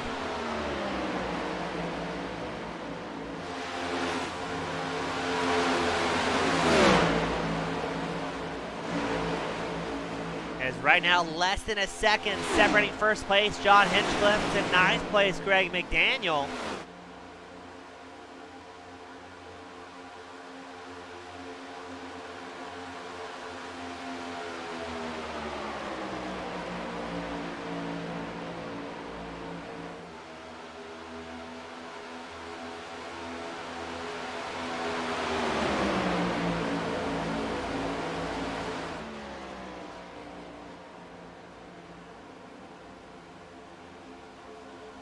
As we are rapidly clicking off the laps here at Daytona, about 25 left to go.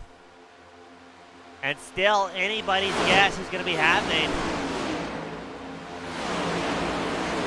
Now generally you do not want to be the lead driver on a super speedway in the final lap, so it's going to be interesting to see if what Hinchcliffe has for plans, or if he's going to have to come down pit road. And interesting to update, our friends over at Team Miata will be racing the Miata-backed Ford Mustangs this season.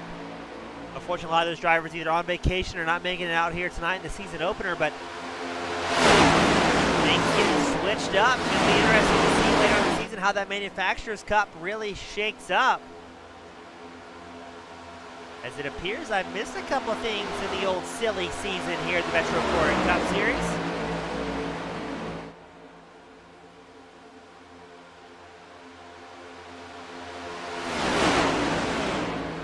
McRubbin has got it down to his second back from the lead pack.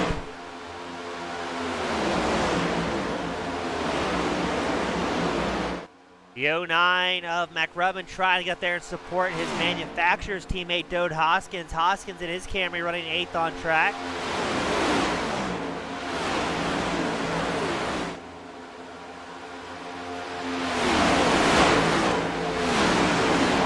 Laps left to go. McRubbin trying to catch that draft of the lead pack, and then we're going to see a massive battle for the lead.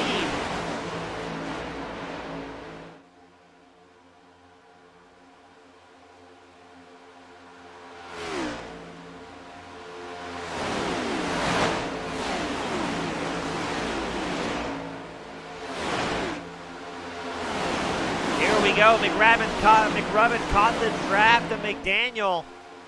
And now it's going to be first through about 21st in a large single line. When are we going to see the patience get thrown out the window here?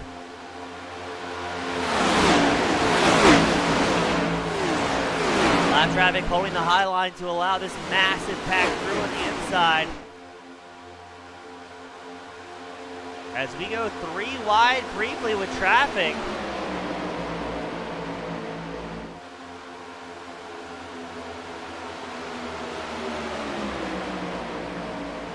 Now McRubbin shows as the 09 on lifetime in scoring. He's got, I believe, number 20 on the side of that truck. They're running the wrong transponder tonight.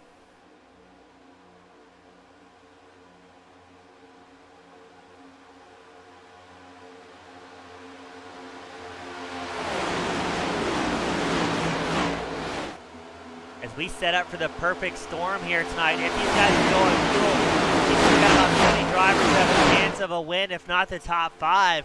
A lot of points here on the line in the opening round, and generally the rule is the super speedway take it easy to the last 10 laps or so, but I have a sneaking suspicion that's not going to happen as drivers starting to show they're getting a little bit antsy. Hinchcliffe still out front, Jones second, MacArthur third, Pischke fourth, Burke will round out the top 5 as it stands.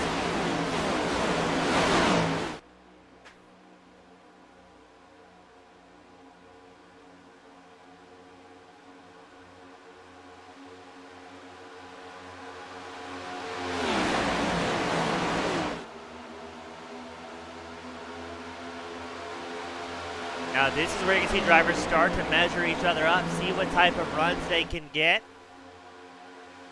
and maybe try and look for any sort of weakness out of their opponents.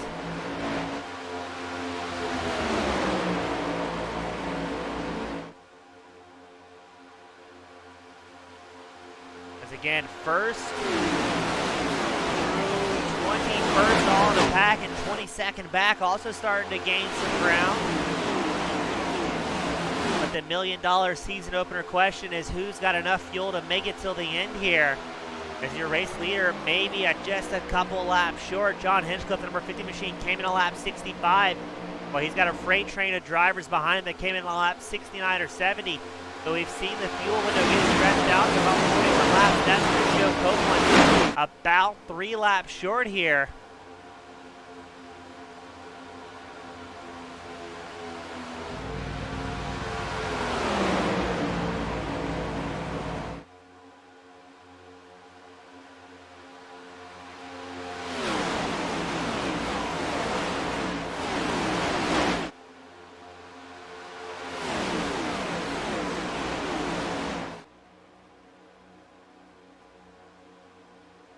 Another good point of interest.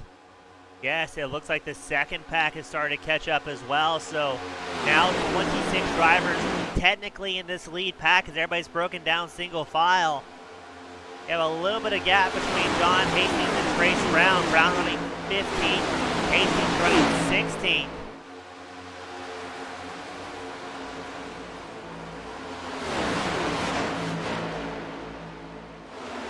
The gap really opened up there at about 1.3 seconds. So we've broken down once again to 15 drivers inside the lead pack. The front of it led by John Hinchcliffe, the back of it led by Trace Brown, the number 45 Ford Mustang.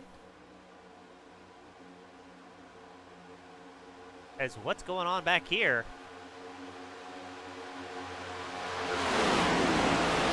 Looks like Lloyd Moore trying to make some moves on the outside line, saying, all right, Hastings, it's time to go.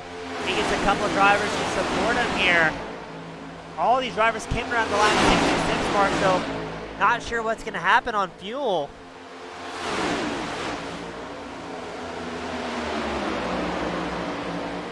I'd imagine several of these drivers betting heavily and hoping dearly for a late race caution. As Lloyd Moore has taken over the 16th spot now, though they're about 2.6 seconds back from the lead pack, slowing themselves down slightly with the heavy racing going on back here.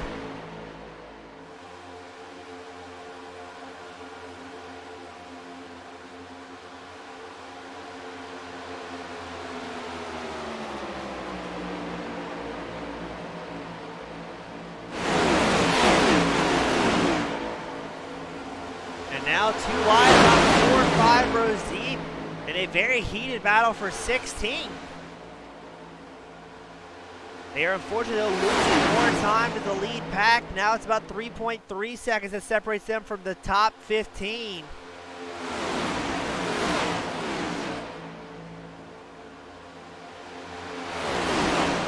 They are still losing time rather rapidly here to Trace Brown, that number 45 machine.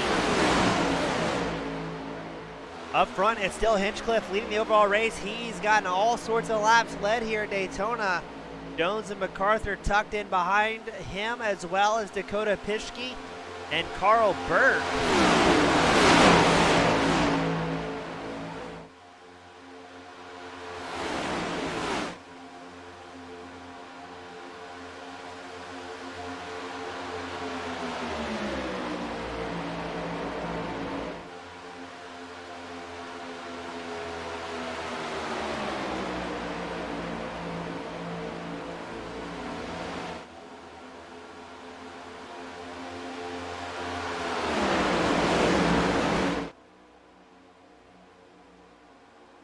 How long are these drivers going to stay patient for?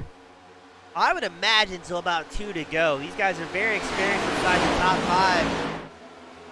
Eddie Jones was getting a lot of love from the fans earlier. He runs second, so he may be a odds-on favorite to win this thing.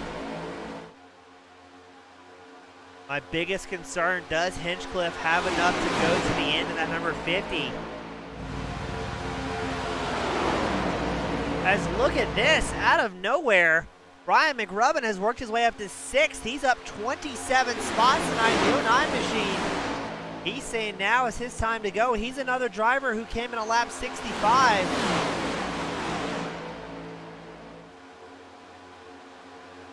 And I believe he's got the support of Chris Walsh in the number 63. Tom Ogle saying Pischke's the wild card, the number 1 machine. Pischke qualified the top spot. He wants to finish in the top spot as well.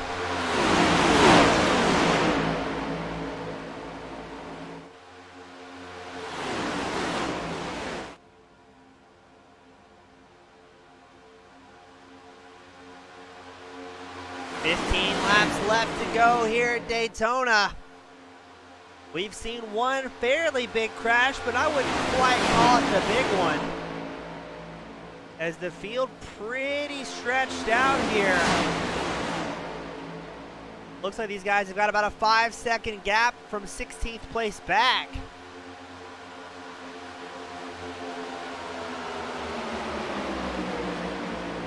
McRubbin trying to work that side draft as hard as he can. Maybe we may see him slot ahead of Copeland.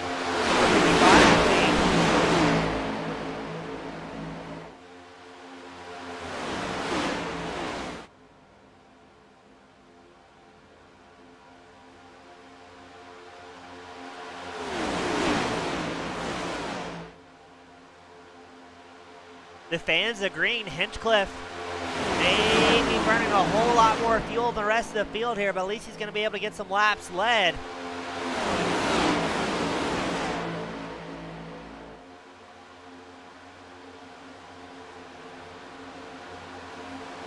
I'm a little surprised that Hinchcliffe didn't opt to run 2nd or 3rd here and try and save some fuel.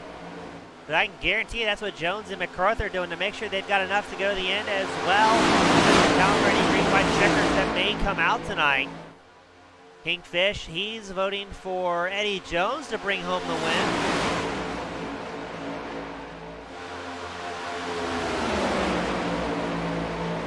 So good to see Mark Fish and the number 42 machine joining us when he's not out on track.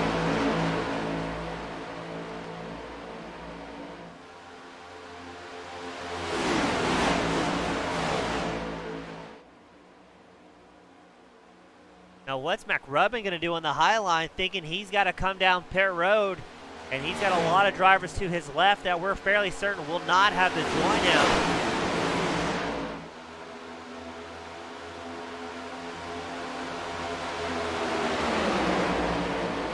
And we've got different team alliances mixed in here inside the top 10. I know Team Miata has some drivers up here. Last Ditch Racing has some drivers.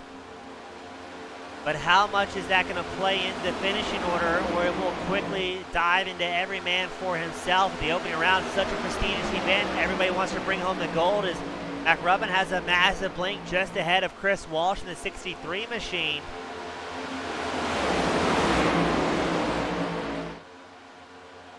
As up front, lap traffic coming into effect. Looks like Hinchcliffe's going to get around nice and easy.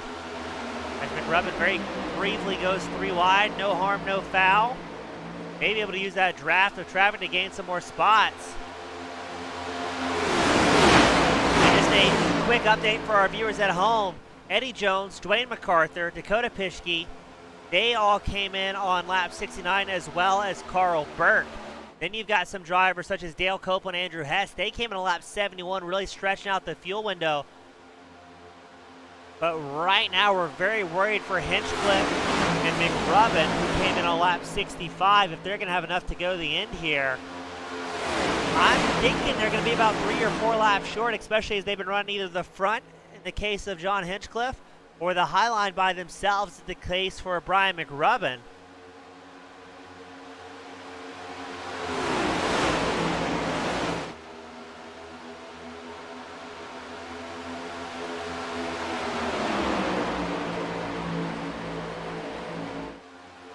So we think everybody that came in after 69 should go to the end with maybe 1, possibly 2 laps extra of fuel. Big guys such as Dale Copeland, number 55 driver, he is well to go to the end. I believe it's about a 41 lap window we saw out of these drivers at the most on fuel. And to be fair, those are drivers that weren't out front plowing through the air. They were tucking in occasionally in second, third, fourth. As just ahead of your race leaders, you see a massive pack of traffic, as the top 15 drivers have a full 10-second advantage through 16th place and back.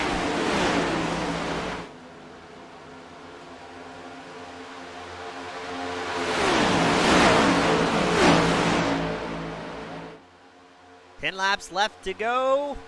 What's going to happen here? Are we going to see some late race pit stops, or are they going to try and stretch it all the way to the limit and just hope for a late caution? As historically, you can count on seeing a little bit of bodywork sacrifice to the racing gods in the closing laps of Daytona.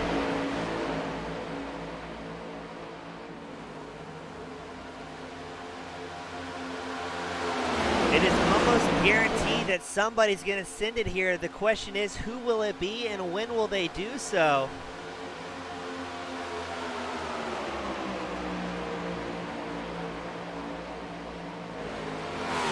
Drivers right now running about a second off their fastest laps of the race. They're not moving as much air single file as they were when they were 2 or 3 wide at the beginning stages of this race, and we had about 16, 17 rows deep of drivers going 2 wide.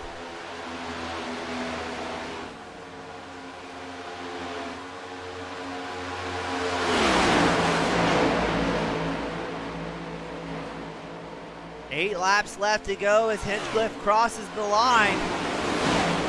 Watts may have had a little bit of problems as he shows triggering the pit lane lights. No, he is fully committed. He's coming back out.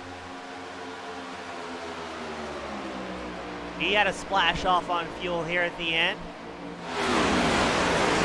But what is Hinchcliffe going to have to do here as he's still getting close by Jones and MacArthur? Those 2 drivers are not. And look at this, Hinchcliffe is going to come down pit road with 8 laps left to go. Eddie Jones will take over the race lead. MacArthur second, Pischke third. Burke is in 4th. McRubbin now shows in 5th, but we think McRubbin's going to be short on fuel as well. Just like that, from leading the majority of the race, an error on pit strategy is enough to have Hinchcliffe way down the stands as he is dropping all the way down to 25th. 26th, dropping like a stone here. Now we think everybody inside the top 5 is good to go. Brian McRubbin in the number 09 machine is going to look to be a little bit short.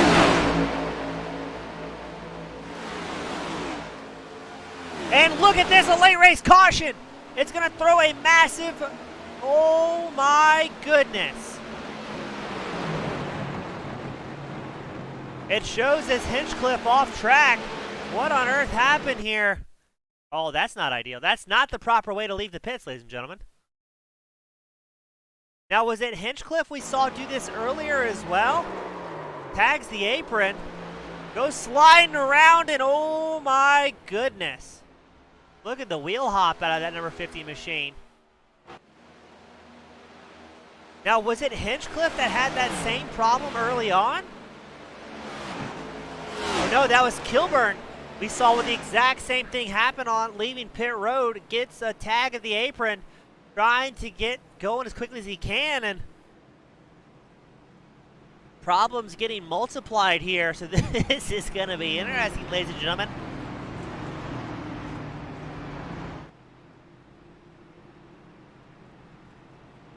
So to our fans watching along at home, as well as all of those on the Carriage Tour of Charleston, you are in for a final shootout.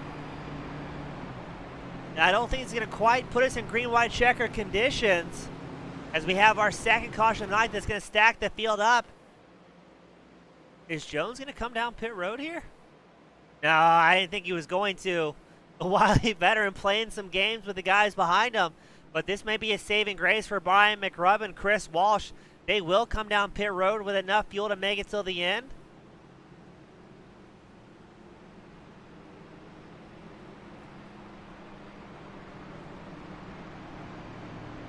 As I believe this is going to put us at 4 to go, possibly 3 to go for this restart. And again, that's the second driver tonight we've seen with problems leaving pit road. I don't want to speak on the driver's behalf, but it's not uncommon for guys to make a mistake, such as fuel mileage, such as strategy, and then try and just hammer down as hard as they possibly can. And unfortunately, those mistakes will often multiply. Ken Huff takes a tow back to pit road. He may have had some sort of problems on number 46 machine.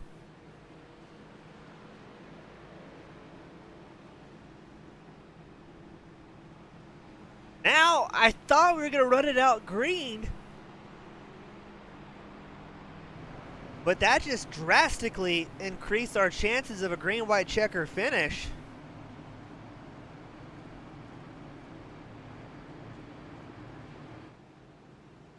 Well, let me know when you're viewing right now. Are we expecting that green, white, checker caution to come out? Because I think I am.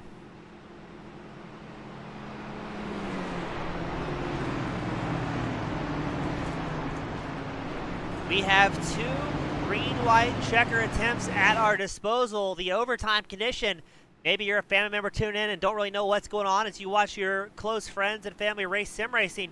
What that basically means is if we have the yellow flag come out before the white flag is thrown, we will go into basically overtime. Green, white, checkers will re-rack them, send them back out. If we can get to the white flag, we'll finish this thing up. If we have another incident before the white flag again under overtime conditions, we'll go into double overtime. It's twice as scary and twice as exciting. So let's get the field gridded up. It's going to be 3 to go at the line.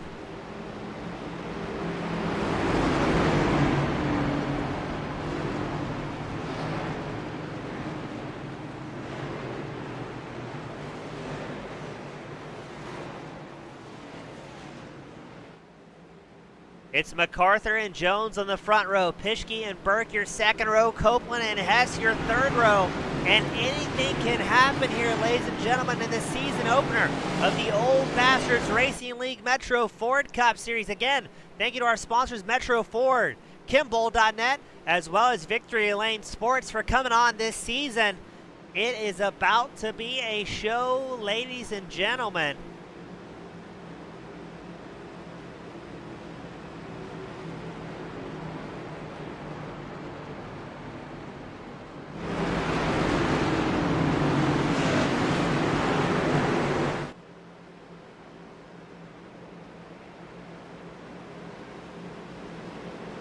Two heavy hitters on the front row, MacArthur and Jones. Good friends, good rivals, and fantastic racers as the pace car will make its way in this time by. And what could be the final shootout of the evening. Pace car is in. Green flag flies here. What's going to happen? Jones and MacArthur side by side. Pischke wants up there as quick as he possibly can.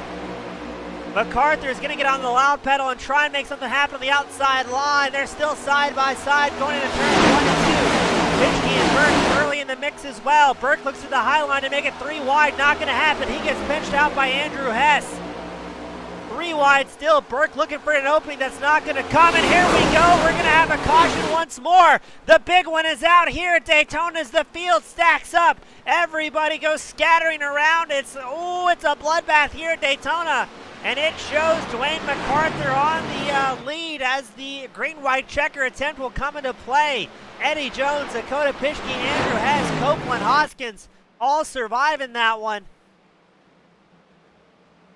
Who could have seen that coming? If you guessed me, you'd be correct. Let's see, where did it go wrong? Briscoe's in the mix here, and boom, there they go. That looked like the number 30 machine going upside down for a wild ride. Number 97 machine heavily involved in that. Garisco gets plowed in the outside wall as the field's still trying to crash behind him. Everybody looking for an opening, but it's a parking lot here at the backstretch here at Daytona. ARCA brakes in full effect. Drivers trying to get some positions, but instead sacrificing front bumpers. Drivers don't know who they are, or where the track's supposed to be pointed, as everybody sits and recollects on where things went terribly wrong for them. As it shows Garisco, McDaniel, Sidner, Brown, Fletcher, Burke, Gear, Hufford, Nitz, Leiden, Green, Kilburn, all involved in this incident, and Garisco still getting punted around. Luckily, it points him in the right direction as drivers take some toes back to pit road to sit in their hauler and think about where things went wrong. And now we are in green-white checkered territory, ladies and gentlemen.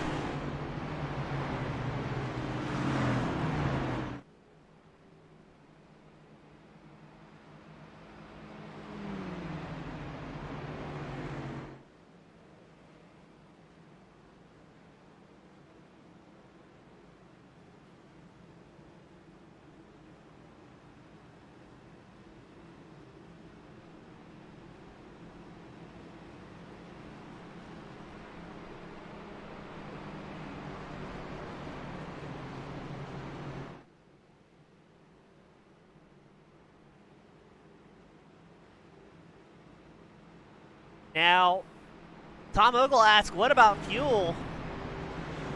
That's going to be close. I think they're going to have to try and finish this up now if we get another green-white checker attempt. MacArthur, Jones maybe in a little bit trouble, as well as Pischke as they came to lap 69, excuse me. Well, outside the top 5, you've got Copeland and Andrew Hess running 5th and 3rd. They came in a lap 71.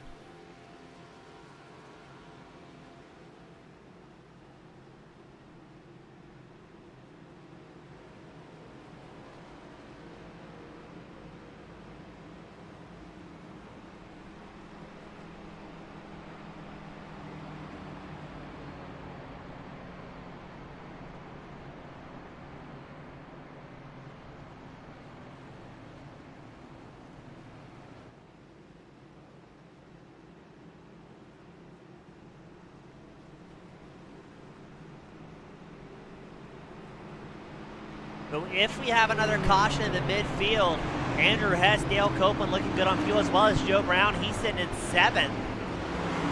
But behind them, you've got a lot of drivers that had their last pit stop on a 103. So, again, still anybody's chance to win it here. Oh, I am excited, ladies and gentlemen. I hope you are as well.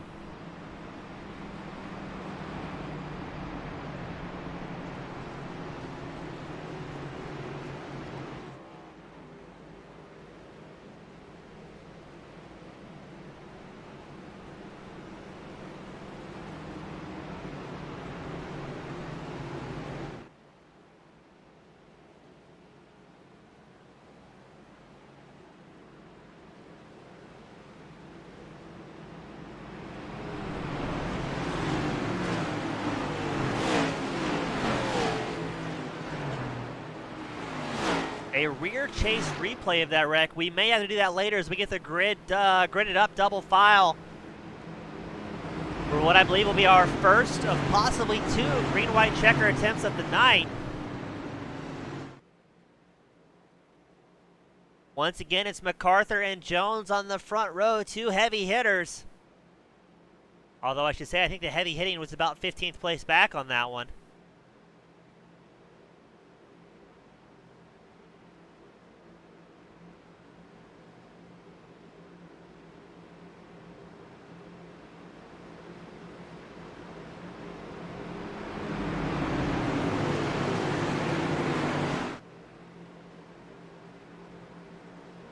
as we wait with bated breath for the iRacing safety car to make its way down pit road. What is going to happen here, ladies and gentlemen?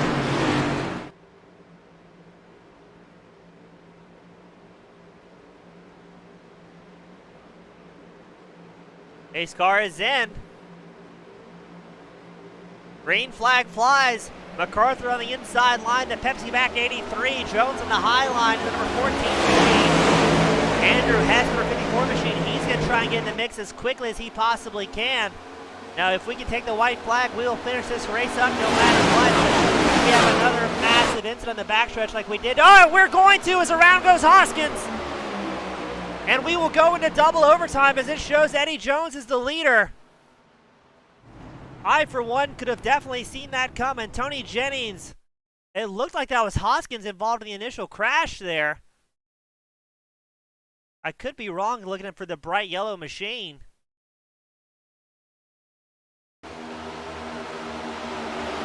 Hoskins gets out of line, tries to go back in, and then carnage behind. Oh my goodness, the second big one. We're sacrificing all sorts of body work out here today as the field still stacks up behind Hoskins. He came out relatively good on that, as the rest of the field, once again, a parking lot at Daytona.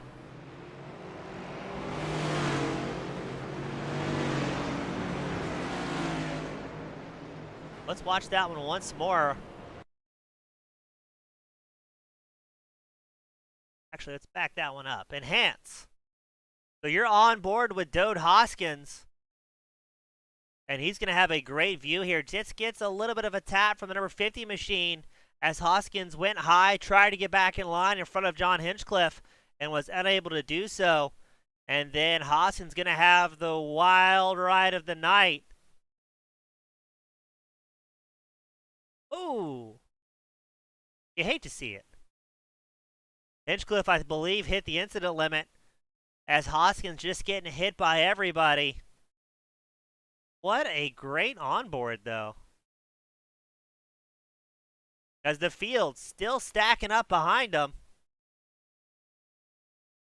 You'll get that on these bigger tracks, ladies and gentlemen.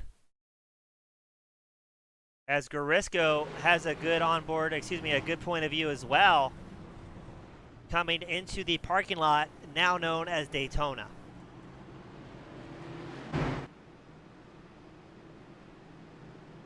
If I stand corrected, it shows as MacArthur, the race leader, he tries to play the same games with Eddie Jones. But let's go on board, as I believe he will be saving as much fuel as he possibly can.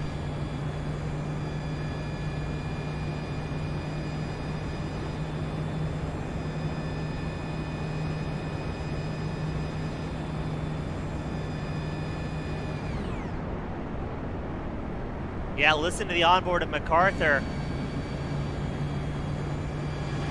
Saving as much fuel as he possibly can.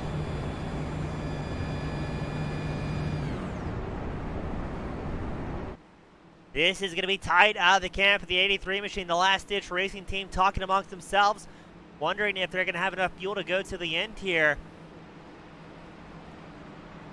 Because both MacArthur and Jones last came in a lap 69, as well as Dakota Pischke. But now you've got even more drivers. Andrew Hess, Dale Copeland, Joe Brown, who were looking good on fuel after they came to lap 71. They're going to have even more drivers, such as Lloyd Moore. He came to lap 105 in the mix as well.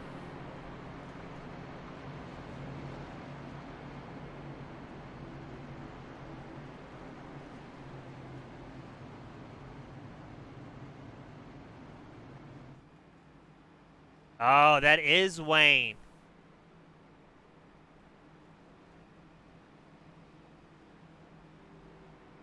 So it looks like, I believe that's going to be Wayne Hufford in the number 75 machine. He hit the incident limit and all that carnage. That is one of the good and the bad parts about the incident limit. Doesn't matter if it's your fault or not, you can still get tied up in it.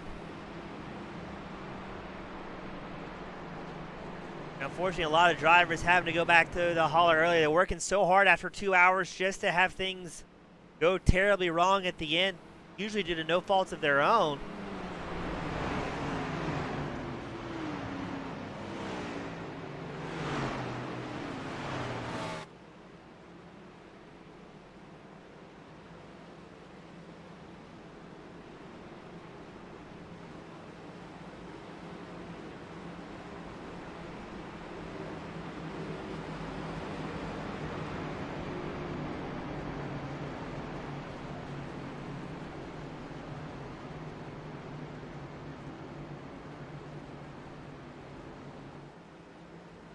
We're going to get them re-racked for what will be the final time, the final green-white checker attempt. Now, if we have the caution come out before the white flag is shown to the leaders,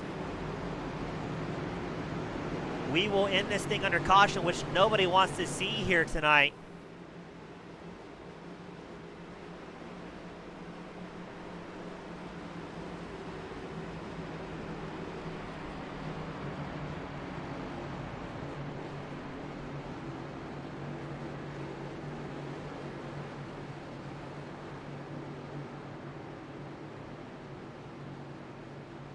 Will we finish this under a green flag, or are we going to wad up some more perfectly good race cars before the end of it?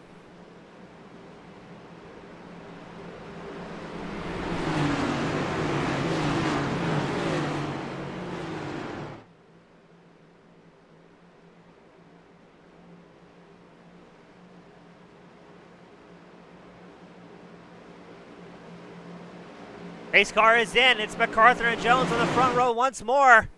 And they get a quick launch this time by. A 2-lap final shootout to cap off the season here. Jones gonna try and get clear of MacArthur. Pischke pushing Jones as hard as he can, but look at Andrew Hess giving Dwayne MacArthur all of the bumper. Number 55 machine Dale Copeland hanging back by about a half car length, playing a little bit safe. The general rule is don't push the pusher. Eddie Jones showing as your race leader by about 0.06 of a second. He's going to get clear of MacArthur as well as Pischke, leaving Joe Brown on the high side.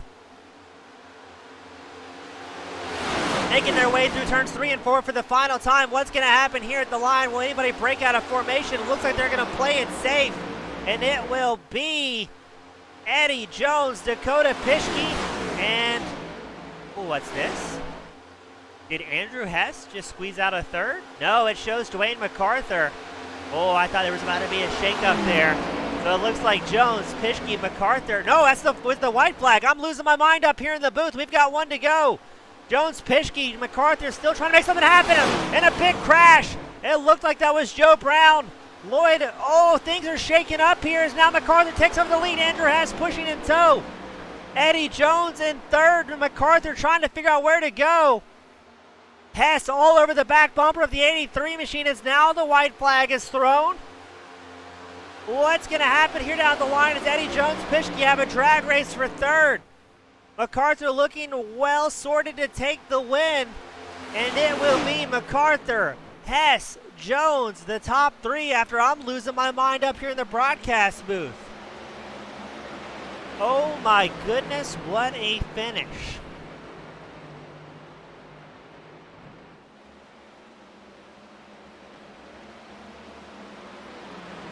So Dwayne MacArthur brings home the top spot after even I got lost of what was going on.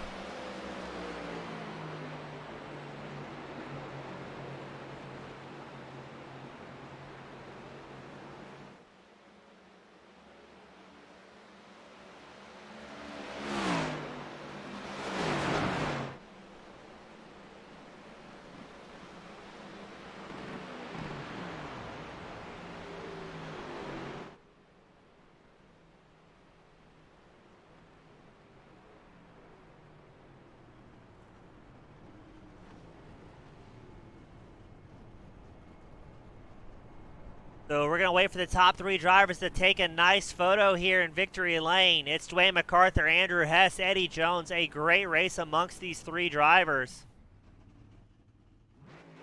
And Dwayne MacArthur going to burn it down in style here tonight. A well-deserved win, as I believe he may have just got it stuck in the banking.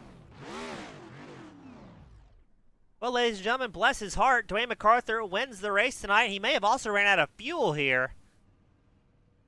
As we wait for our top three drivers to come down to Victory Lane, Dwayne MacArthur takes a tow back to pit road.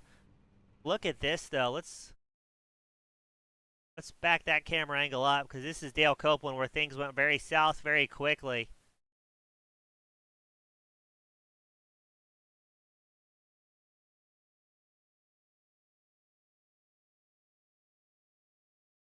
Ooh, Copeland Gets smashed, and that just takes out everybody else as well. Look at the airtime out of Copeland, though, and ooh, that's Joe Brown pirouetting across the track.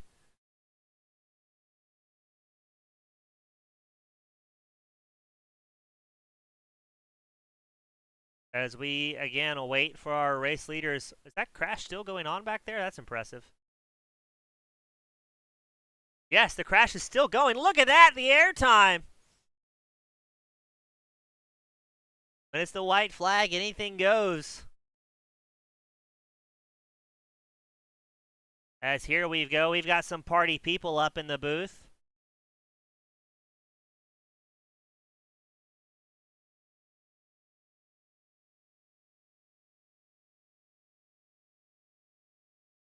Joining us first is Eddie the Cajun Jones, the number 14 machine. Eddie, it seemed like it was shaping up to be a wild start or a wild finish, but did you expect those two green-white checker attempts to go as wild as they were? We were hoping for neither one of them. I mean, it was fuel strategy from the beginning, and just trying to save fuel. Couldn't do it, and then had Dwayne and Dakota helping a lot there, but hey, it is what it is. Good points race. We go on and go racing next week. A lot of fun to watch. Now, Eddie, with those green-white checker attempts, I know you guys were on a different fuel strategy. Were you worried at all that lap 69 stop was going to leave you a little bit short as we saw that caution flag come out a bit more? Yeah, I ran probably 3/4 throttle behind John Hinchcliffe there for 20-25 laps, and that helped a lot. I gained a lap or two of fuel there, so that helped a lot. Well, awesome, Eddie. Good to see you back out on track for this season opener. Good to see you back up here in Victory Lane. Who would you like to give a shout out to? Any friends, family, sponsors that's helping you out this season? Well, I got to thank my sponsor, Jones Sign Company, and of course all my teammates: Dwayne MacArthur, Brian Lindsay, Clay Walker, Steve Thompson, and Robert Garisco. We bounce a lot of ideas off each other, and it ends up working. Well, awesome, Eddie. Always a great time talking to my friend. Good to see you back up here, and hope to see you with that continued success in the coming weeks. Thank you, man. Good job today. Thank you, sir. That was Eddie Jones. Up next, we've got Andrew Hess, the number 54 machine. Hess, it looked like a wild ride from start to finish out there tonight. Yeah, it was interesting. There was a lot of extra math that I don't think half of us wanted to do this early, but it worked out, I guess. Hope the finish looked good. It was a lot of fun to watch from up here. I know the fans were loving it as well. You're getting all sorts of love from your teammates, even when they're out on vacation. So good to see the whole online family coming together. Now, it looked like we had that first early caution. It looked like it was going to be a green flag race. Were you guys kind of planning on the last-minute frenzies here on track? Oh, yeah, we were we were calculating it all the way down to on that last green flag run on how early we could actually get out front and be good on fuel, because by running long, we were getting so much better fuel mileage than everyone else there that I think we were almost like we could get to the lead with 10 laps to go and be fine. And we figured Dwayne and Eddie were saving, and Hinchcliffe was definitely not going to make it on gas. And then judging by from what I heard from Eddie and Dwayne, they were running out during burnouts in the photo at the end. So it was close. Yeah, I mean, a lot of great racing. Not quite sure we expected this to be a fuel mileage race tonight, but you guys always able to figure out that number 54 machine, always really great on fuel mileage. I mean, do you guys do that through team practices throughout the week, or how do you guys figure that out as a team coming into tonight? Oh, we just make it up as we go. I don't really think we practice that during the week. It's just kind of math and driving at the same time and trying not to screw it up. Well, a lot of fun watching you guys out there. Welcome back to Victory Lane. A good way to start this season for Team Miata. Who'd like to give a shout out to? Friends, family, sponsors that helped you out this season.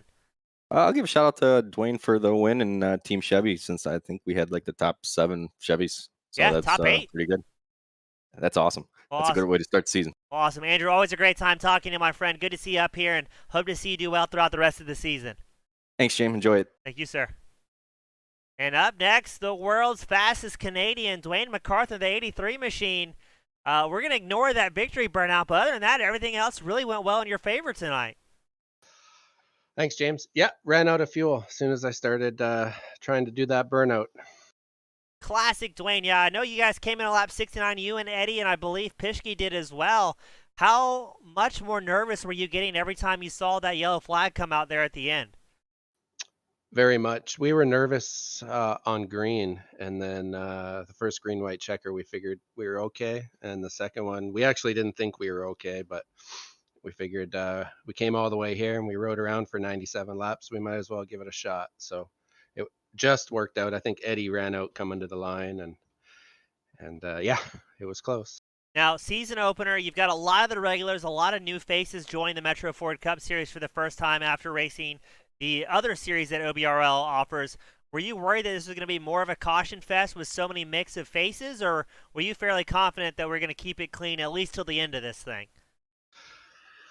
Well, I mean, first off, this is a damn fine group of drivers, so I wasn't worried about the individual drivers and their abilities, but this car creates very big runs, a lot of speed differential.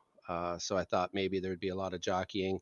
That first caution changed everything and put the entire race into a fuel saver mode. It came at pretty much the worst lap possible. So calmed down the field. We all kind of went single file to make it the entire race, and it kind of took away that ability. But certainly could have turned into it, and based just on the car.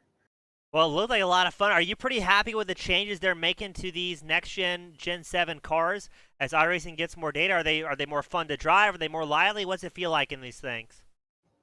Yeah, these cars are. I'm very personally pleased. I think the general feedback since the last update and since the rescan and the change to the setups, this car seems to be a lot more driver focused, a lot more on edge. Definitely even here at Daytona. I mean, if we weren't all saving fuel, we could have done a lot more than we could have done in that Gen 6. So I'm pretty happy with it so far. I think when we get to Auto Club next week, I think it's going to be a hell of a race next week. Well, I'm looking forward to it as well. Going to be interesting to see what happens on the less standard tracks once we get back to mile and a halfers and the short track racing. Is going to be a lot of excitement. Dwayne, I know you were nervous coming in tonight. I don't know what was going to happen in that 83 machine, but put it on the top spot, and you had the distinct pleasure, my friend, the last driver to give a send-off. Fans, friends, family, sponsors, the floor is all yours, my friend. Thanks, James. Yeah, bear with me. I'm going to thank a lot of people here. First, I want to just say thank you to our league sponsors, Metro Ford Chicago, Patrick Milligan, longtime supporter of this series. Really, really appreciate everything he's done over the years for the series. Our two new sponsors specific to this series, we got Kim Bowl and we've got Victory Lane Sports coming on board this year, helping us, keep everything that we're doing, all the great prizes, all the great incentives, our broadcasting, everything. So they really do. And then, everybody else in the league as well for keeping this thing the way it is, filling these fields race after race. So thanks to all of them.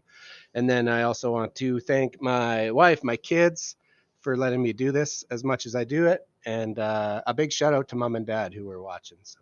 Well, awesome. Well, congratulations to you, the entire MacArthur family, as well as Last Ditch Racing. Good to have you back up after a long hiatus and start the season off strong. Hope we can keep that success going forward, my friend. Thanks a lot, James. Thanks for everything you do. Always my pleasure. Good to be back here. That was Dwayne MacArthur in the top spot here tonight, bringing it home at Daytona. A wild race. Dwayne MacArthur, Andrew Hess, Eddie Jones, your top three after two green-white checker attempts. And a fantastic way to start off the season. As always, thank you to our sponsors, everybody at oldbastardsracing.com. And thank you all for tuning in and supporting me in your broadcast booth. My name is James East with Team Goon Squad Broadcasting. I appreciate you all so much for spending a Sunday morning, Sunday afternoon with us. And I will be back same time, same place next week. Have a great night, everyone.